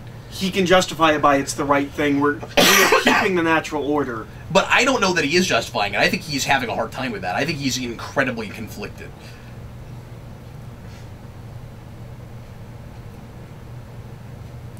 I think he is supposed to be in an almost mentally unstable place already, and nobody knows it. And maybe he's been that way for a long time. Which kind of helps if I'm right about that, if it feels like it's a little bit of a light switch at the end. Yeah. Because if that's just the straw that breaks the camel's back, that's great. So this is dumb, right? So he puts him in the mirror dimension, because it's the one thing we showed earlier. Right. And he's like, you can't affect the real world now. Who's laughing now? Like, that's one of the first things she showed him. I assume, everybody knows about the mirror dimension, how to manipulate it. It doesn't feel clever. I mean, this gives us an amazing sequence special effects wise, but it doesn't feel like the main character's being clever. It feels like we need to get to the set piece. The Zealots thing is just this movie. Okay. And there is a supervillain in Marvel called Zealot, but it's not related to that There's at all. There's a superhero in DC called Zealot. She's from Wildstorm. I guess it's a superhero in Wildstorm, not DC. Yeah. That surprises me. That seems like a real right there supervillain. The villain in Marvel is in Magneto Rex. Yeah, I like that a lot. Wait, did you say Magneto Rex? Yeah. He's what? He's a villain in that miniseries in the late 90s. Oh, okay. There was a series called Magneto Rex. Was it a T-Rex Magneto? No, Rex means king. Oh, right. Imperious Rex? Yes. Yeah. That one's cool. Yeah. No, this whole sequence is the great. Special buildings wise. are cool. Yeah. One thing that I have to say I was a little disappointed with, and of course, I'm sure we'll do things with this later, is we got from the trailer that we were going to be dealing with alternate dimensions in this. Mm-hmm. And I kind of expected, maybe I shouldn't have, that this would deal with parallel dimensions. And what we kind of, I think, give you the vague notion that we have those, especially because she talks about the multiverse. Mm. But the only thing we get to see is this mirror dimension, really. And I'm just hoping that moving forward, we actually get to go to some parallel dimensions and we use that as a device to allow us to do what-if things, or maybe go to another of the cool Marvel universes. That's not a thing I really want or need or expect in a Doctor Strange movie, but if this is the doorway that gets us there, that's fine. But I was just excited about that being the doorway, because that's a big, massive sci-fi thing that I don't realize this is supposed to be magic, but it's a thing we haven't broached yet. Yeah. With all of this, super science that we've been doing. So here's my question about what we're doing with the mirror dimension. Mm-hmm. Okay, like right here, if he went back to the regular dimension, where are they? What happens? I think they would just fall to their death, right? I don't know where they are geographically. Right, but I think that's part of the point, is that there's no way to know where they are because they've changed geography. And there. I think they would just drop.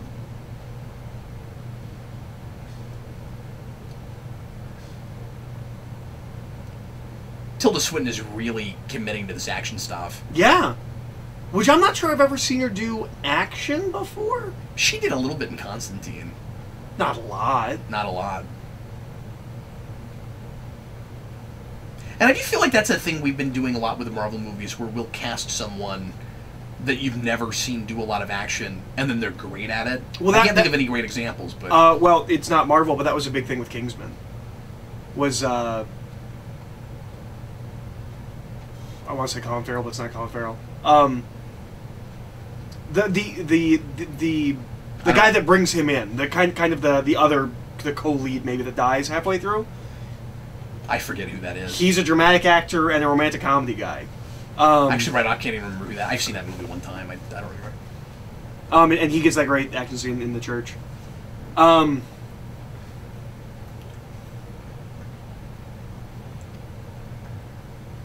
I don't know why the Dark Dimension thing pops up here now in this moment and never before. Because Mordo's there and he sees, he's like, she does draw power from the Dark Dimension. I don't know why here, why now. Is it just because she needs to draw a lot more of it right now? I don't know. You're right. The real reason, obviously, is so because he knows. Is because he has to see it in that moment. But I'm not sure if there's a plausible story reason for it. Yeah. Well, and I get the impression that she just dropped. Only draws power from the Dark Dimension to stay alive. Like, she doesn't use that as power and weapons. It is drawing power to stay alive. Right, but she might have then just started using it for that also. It's the only thing I can come up with. And I'm sure, I hope there is an explanation for that, and that's just us, kind of watch it the way we're watching it. Yeah. I don't think there is, though, but I don't know this movie that well yet, obviously.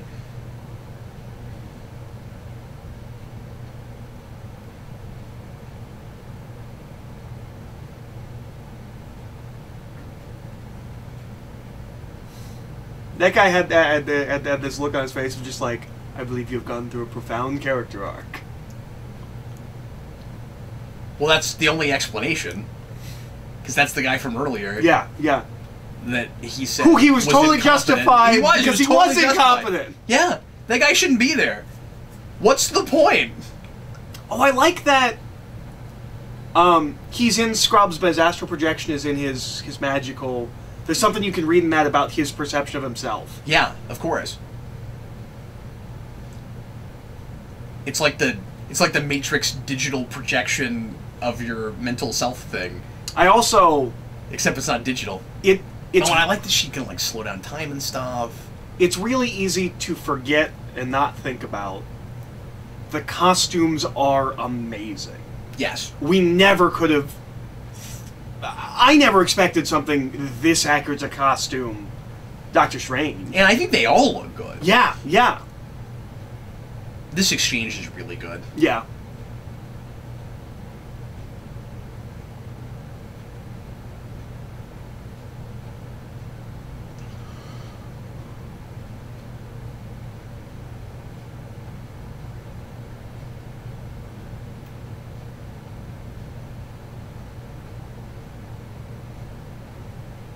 Yeah, they made this all about fear instead of about ego. And you know that if somehow or rather this movie got made without Iron Man, which wouldn't have happened, but if somehow or rather, unless it was in a vacuum, but if somehow or rather that had happened, they would have gone full tilt comic book with that, I'm sure.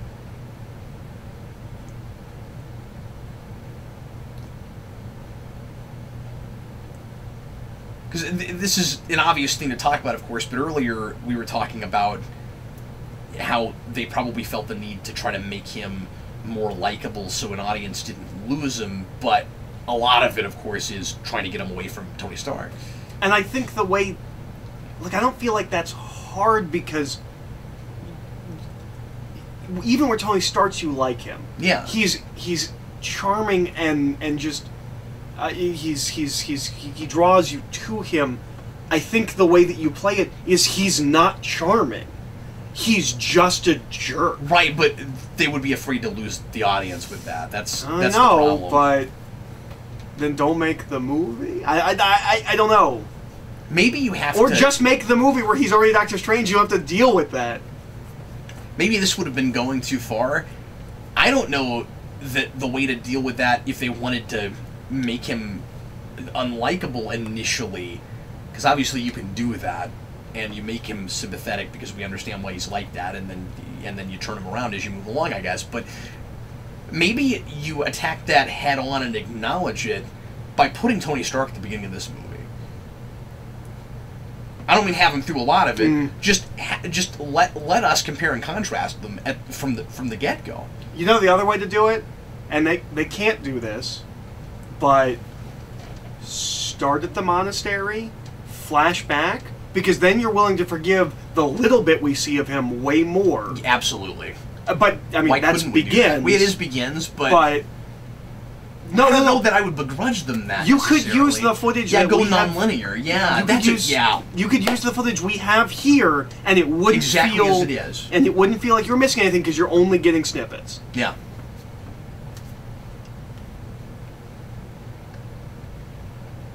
Well, it can't be exactly as it is because his being at the monastery is what would get him past his ego and his lack of compassion. So he's still too likable there from the beginning. Yeah, but you could have made it more unlikable, I guess, in those. That is a really good point. Yeah.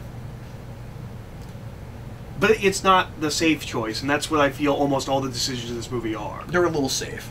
But not everything.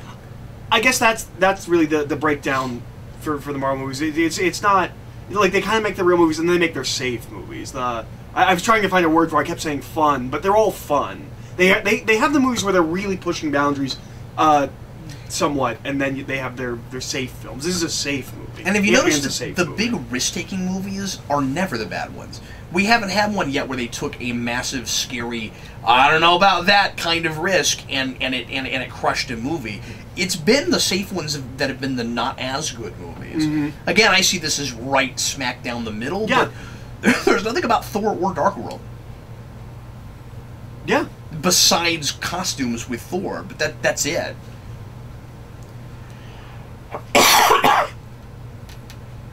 Yeah, this is right around Ant-Man. I really don't know where I put this.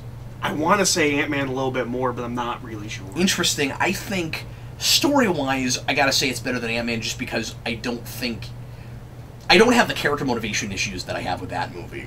There are things missing in that movie, and I don't think you have that problem with this. This doesn't feel like anything's missing.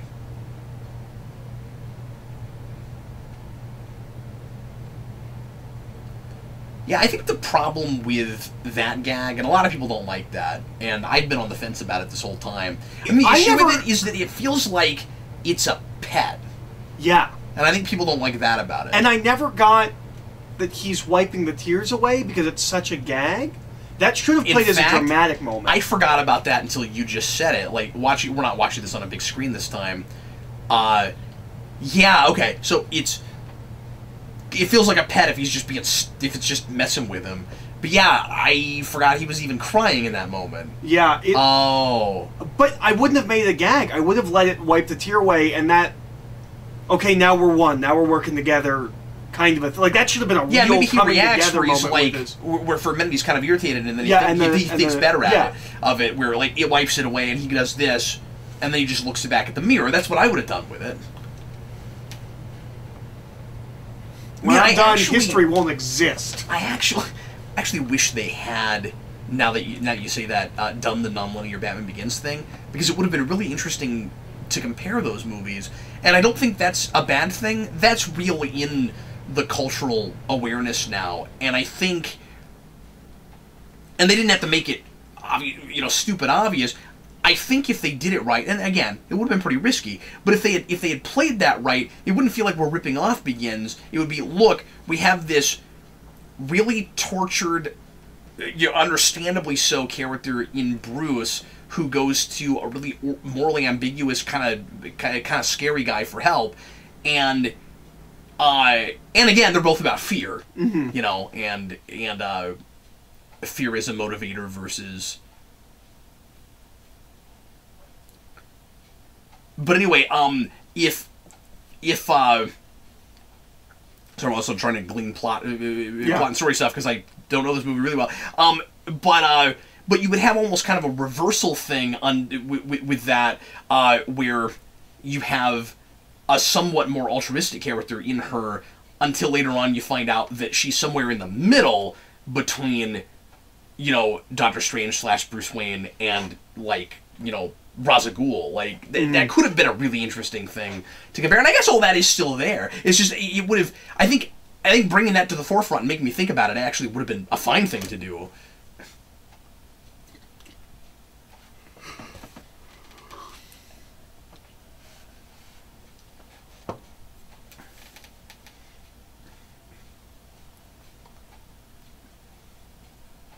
Well, there's something you don't see every day, except in superhero movies. You do see that every day in superhero movies. Hey, it's not a beam going up in the sky. That's true. That's good. And it looks cool. And I like that it's purple. I like all the purple in this movie, Eric. Yeah. Purple is the color of evil in this movie. It's true. Or at least darkness. Which is weird. You would think black's color darkness, but it's not. It's purple. And purple usually is passion, but not in this case. At least not from Dormammu's perspective. I guess it is with Kaecilius.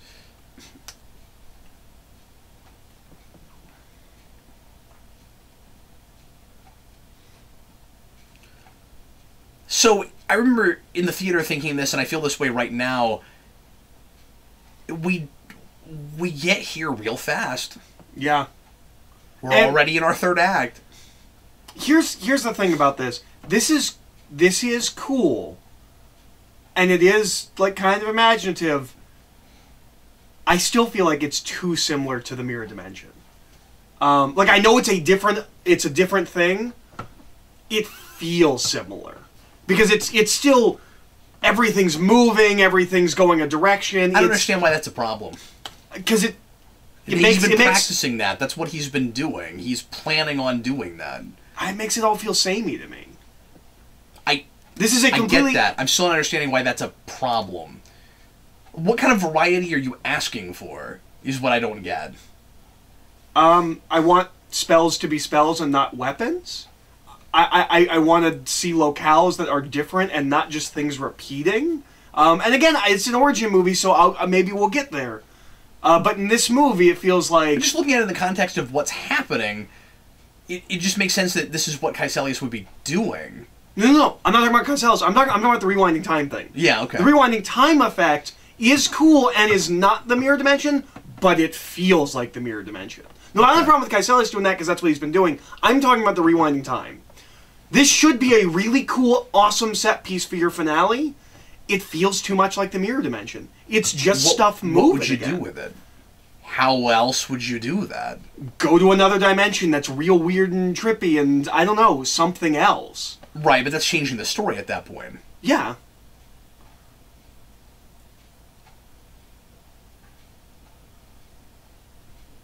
It just continues to feel like it's really samey. But then it's not about one natural idea. law as much anymore because you're leaving our world. Yeah, what you're complaining about, I think, really is the mirror dimension itself, right? Yeah. Is that this doesn't seem as feel exciting unique enough as it should be because we've seen that other stuff the whole time. Yeah. But this is what it would have to be to tell this story, I think.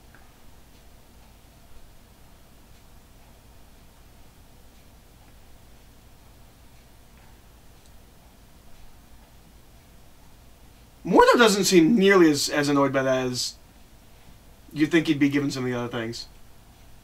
He was annoyed by an apple being, like, rotted, and then... I know, like, we're in the moment, but he doesn't have a reaction on his face. Well, he's also, right now, because it's necessary, kind of sanctioning it. He doesn't like that all this became necessary in the first place. Which he was the ancient one for, because without mistakes she's made, Kaecilius couldn't be doing all this. And he'll have a whole speech about that if memory serves.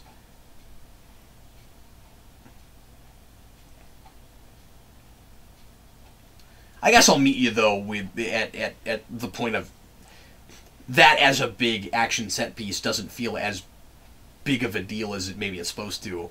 I mean, regardless of the fact that I feel like a lot of this feels samey and not imaginative enough, it does have the problem that a lot of superhero films have.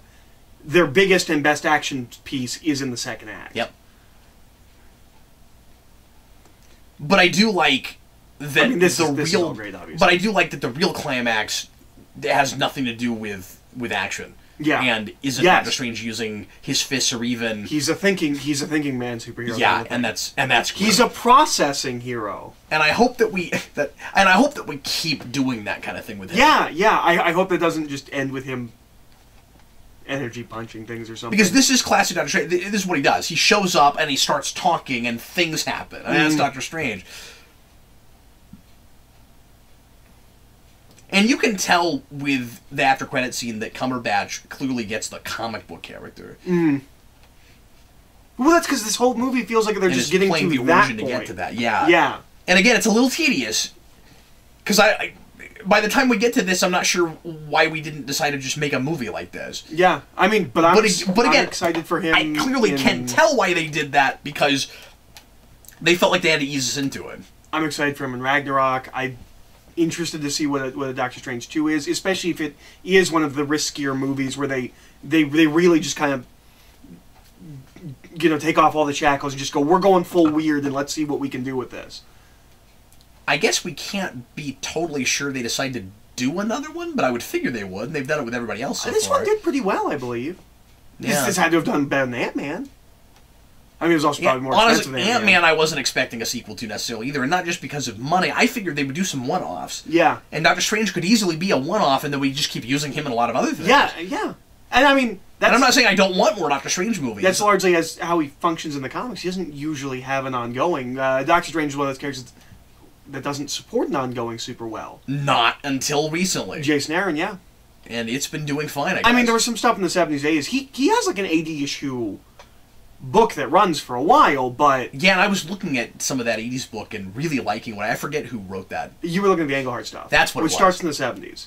But Late 70s. but that is the beginning of the book that runs maybe till it's like mid, I forget. But I think it's early 70s. some of that stuff is so pretty, man. It's in trade. I'm gonna get it at some point.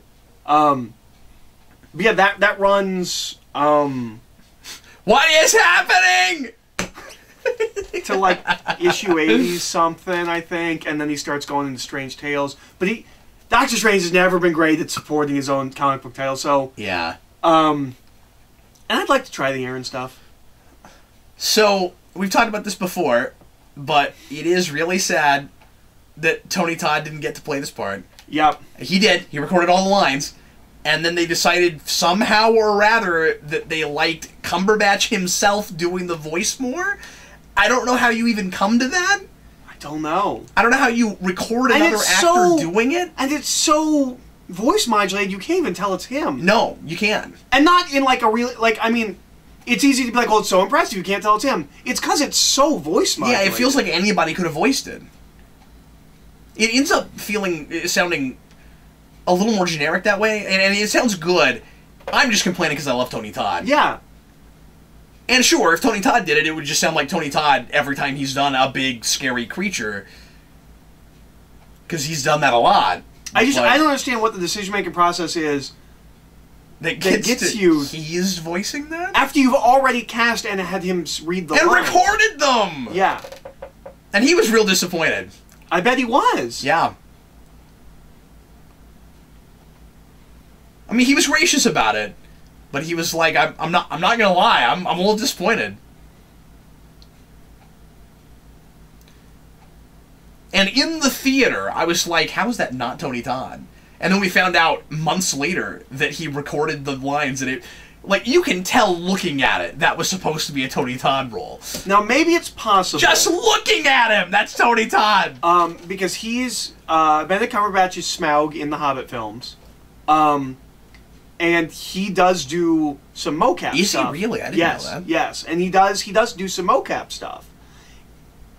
It's possible that they have him play Dormammu because he has for mocap because he has experience doing and that. then they decide, well, we'll just use that voice. Yes, maybe that's what happened.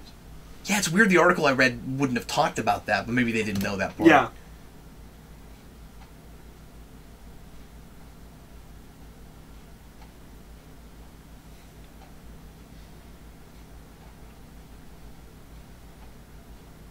And I also like, I mean, it's very Indiana Jones, but I like the villains die by getting exactly what they want. Yes, that's great. He is, I'm sure I said this, spoilers, guys, he's kind of the hippie superhero. He is very, his ideals are very much the ideals of the time that he was created. Yeah. He's a pacifist. He's not a killer. They die, but it's getting exactly what they want. Mm-hmm. I really like that, and I hope that's a consistent pacifism. thing that sticks. That they remember moving forward with this character. And I do think Kaecilius's philosophy is kind of interesting. Yeah.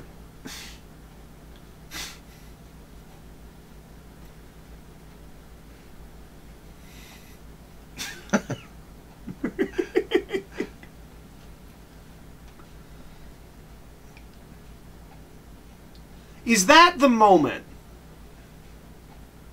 I don't remember. Wong cracking up. I don't remember exactly what the relationship is after this scene, but is that the moment where he becomes Doctor Strange? This is Wong and Doctor Strange now. He now respects him as a person. Yeah, I think maybe so. Yeah, because importantly, like, Wong is Doctor Strange's servant in the comics. Yeah.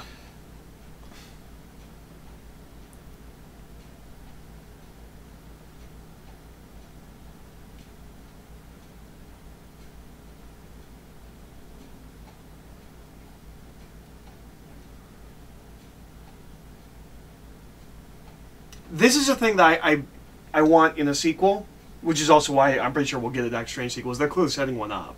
Unless he's the villain of, like, whatever after Infinity War or whatever. Yeah. I don't want him to just be posturing here. I want to see consequences. Yeah. I want to see something that's happened because of this. Of course. You want that to be the impetus for the conflict of the next movie. Mm-hmm. Even. Yeah, what did we do? Yeah. And then, of course, the really headachy question is, but what if we hadn't done that? You know, which is worse? Well, but wasn't this necessary? But the argument is, or the argument that Carl would have is, but it's because we were doing it in the first place that got us to that point. If we just weren't doing it, right, but it wouldn't have happened. But that's not Strange's fault. He walked into the middle of it.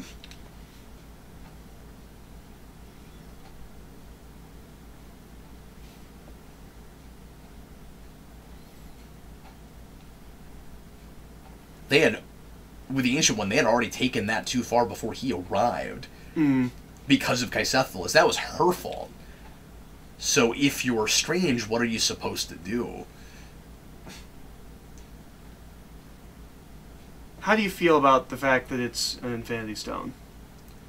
As I said, I resist it. I'm also not... I guess I'm not ultimately surprised by it. Like, I didn't think of it until I went to the movie, and then once we got to that... Oh, yes, of course it's another Infinity Stone. Because we have to do that with everything. I think Marvel is in danger of having shrunk their universe too much. I don't know how Doctor Strange fights Thanos. Well, and I don't know... That's the thing, is when you take all the Infinity Stones away from everyone that has them right now, you lose Vision, you take a massive amount of power away from Doctor Strange. Well, and... So it's not magic? Well, the Infinity Stones could be magical things themselves.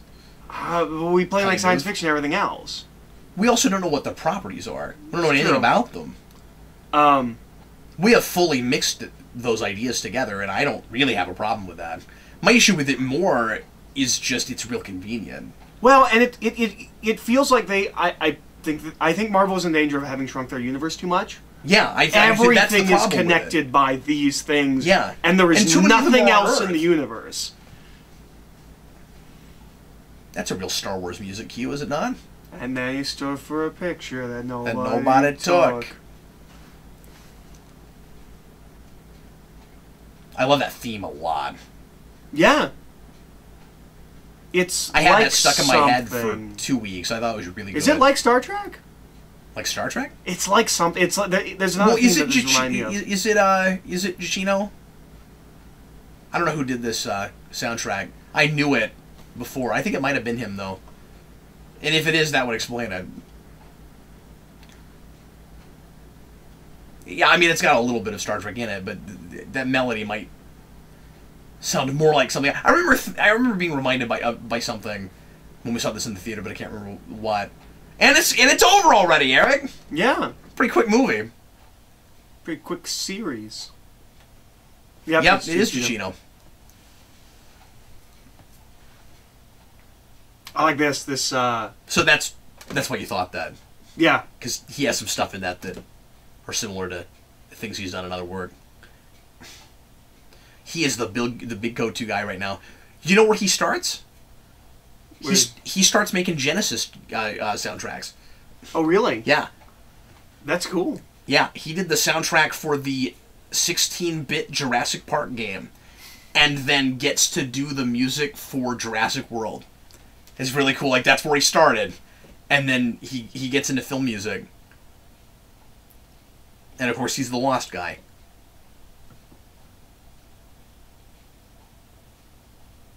The gloves! The gloves! See, here he is just comic book Doctor Strange. He has completely become... And I love that. Yeah. That's great.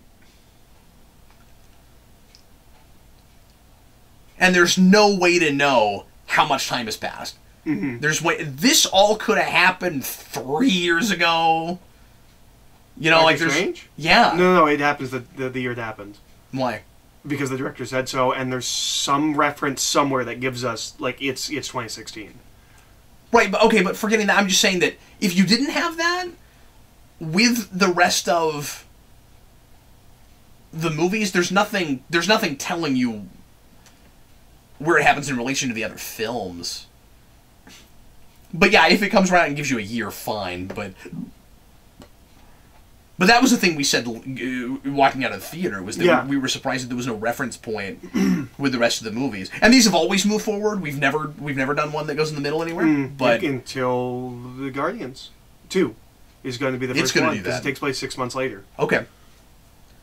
Cool. But right now they more or less exist in a vacuum. I mean, they don't. It's real easy for them to do that. They can do that. They're apart from anybody else. But that is a really nice glimpse of what's to come. Like, they clearly know how to do straight up Doctor Strange, but they felt the need to get us there. And I predict that if we get another one, this is going to be one of those movies like First Avenger that you're not going to think to go back too much. Yeah. At least I have that with First Avenger. Once I have Winter Soldier, what's the point? I don't need it. Yep. Yeah, no, you're right. If they do a second one and they nail it, why would you go back? It's the prerequisite movie. Yep. Is there anything good on the Blu-ray? I haven't. Like cool special I haven't features looked at any of the special features, so I know there's a whole lot of stuff. I wonder if they do those things that we miss. This should be a rant. The things we missed.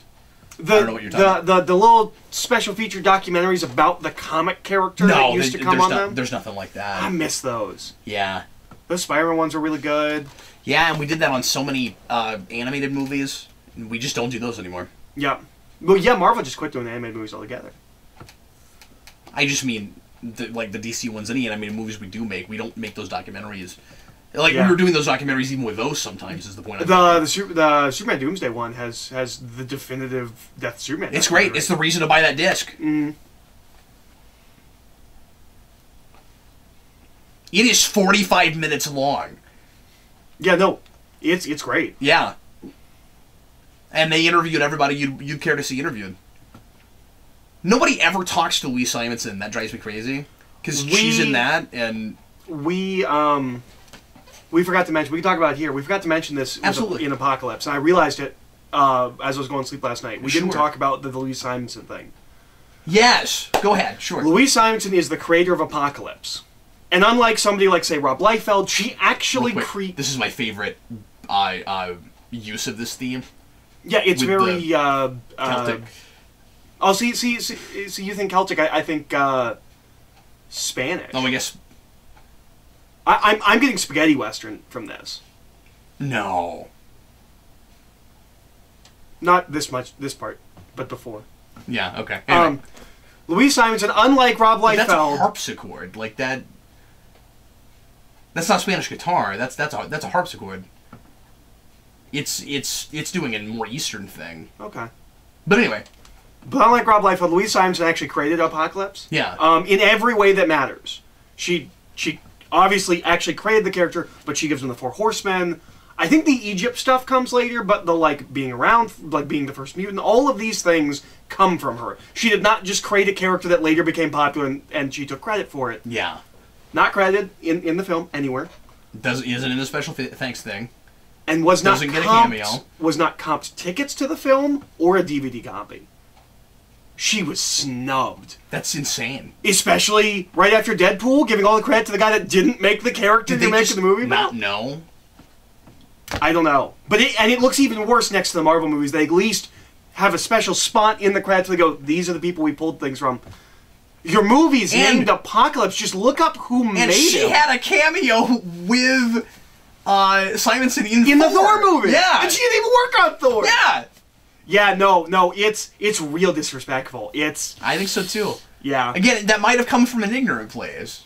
Your movie's called Apocalypse. I didn't know that, but yeah. Look at who made the titular character of your film. Yeah, I never knew that before you told me that. Yeah, I have so much respect for her. Yeah, I like her a lot. Yeah. And of course, Death of Superman is one of my favorite things, but I think she's a really good writer, and I don't think she gets a lot of credit. No. She created Power Package. She's on that for like 100 issues or something. Really? Yeah. And she also writes the first 50 issues of X Factor. Like she's the primary writer on that book. The X Factor that was the original X-Men team before Peter David comes on. It's like Havoc and Strong Guy and Multiple Man. It's It's I'm sure you've seen the costumes of it. It's the color and then the big like X on them where it's Cyclops, Iceman, Jean Grey.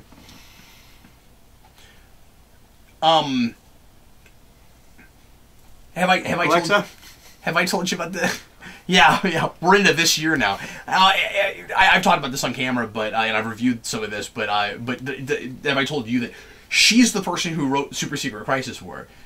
I think you have told me. Yeah, and I thought that was such a strange pick. I was like, did Louise Simonson watch all the Cartoon Network cartoons in the '90s? And she totally got all that stuff. Now, these scenes should have been flipped. Yes, this should have been the mid-credit scene. The Thor one and we should keep have been doing the that. scene. We always put these things at the end because this isn't what you want to be left with. No, you want to be left with Thor because that's coming out sooner. Yeah, and because you had to wait the whole credit scene, especially, you've got... And the fact that this guy is only in the beginning of the movie, and you didn't even remember who he was when we first saw it, right? I didn't, and... I don't know if I did. You know, he is... They're concealing him, they're concealing Mordo, Mordo's wearing a hoodie. You kind of expect him to be maybe somebody who wasn't in the movie. I don't know why we did all that build-up like that. Like, they know they're shooting an after-credit scene. It looks like, oh, look, we're going to conceal things. It's an after-credit scene. Ooh. Yeah, this should have been the...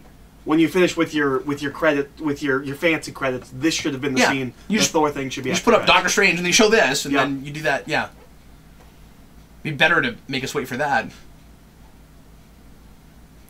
I don't know what the logic is for that, because you could say, well, they're still not sure if people are going to wait, especially after they've already seen one, and you never know if you're going to have another one because we're totally inconsistent with that. But that other one is just as important.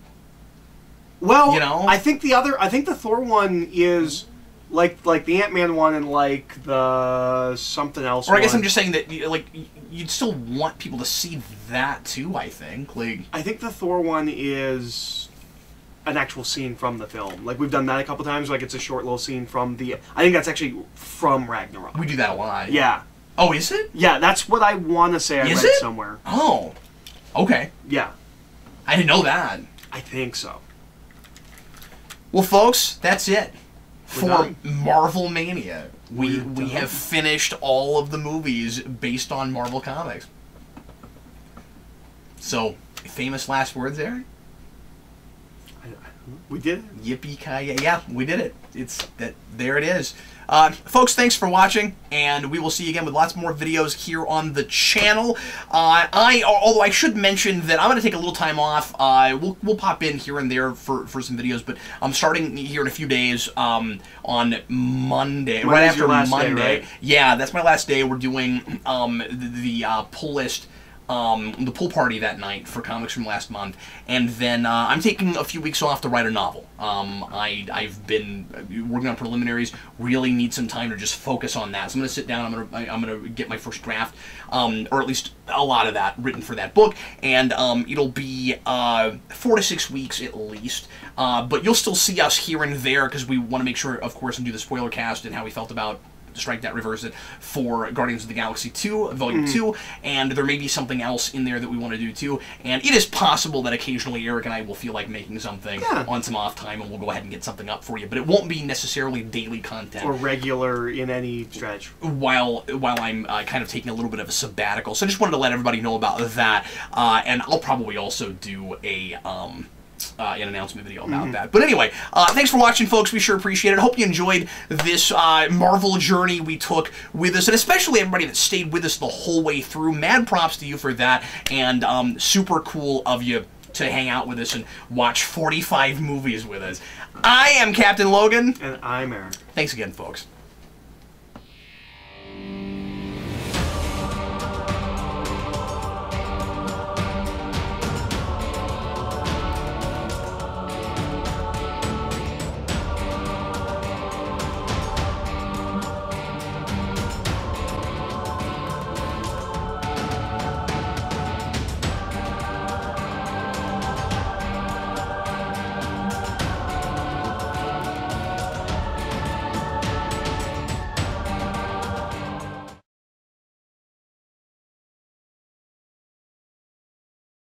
Hey, Eric.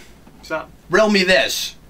What is the only other subject you would consider ever doing this madness again with? Kamen Rider. No, I'm thinking Batman! Oh, okay. It's on your shirt. Nothing else reminded me of that. What do you think? Sure. That's it. That's the thing. Because I was like, I'm done. That's it. But Batman. All the Batman. The animated Batman. And the 89s again. And the 89s again. Yeah. And the Begins. And we still and have Robins. And we still have never done commentaries for Dark Knight or Rises. And then the BVSs. Everyone's gonna be excited for us to talk about Rises. Yeah, no, certainly. They just won't even be able to contain themselves. But for Batman, The Batman Rises. yes, yeah, the commentaries rise. Yeah.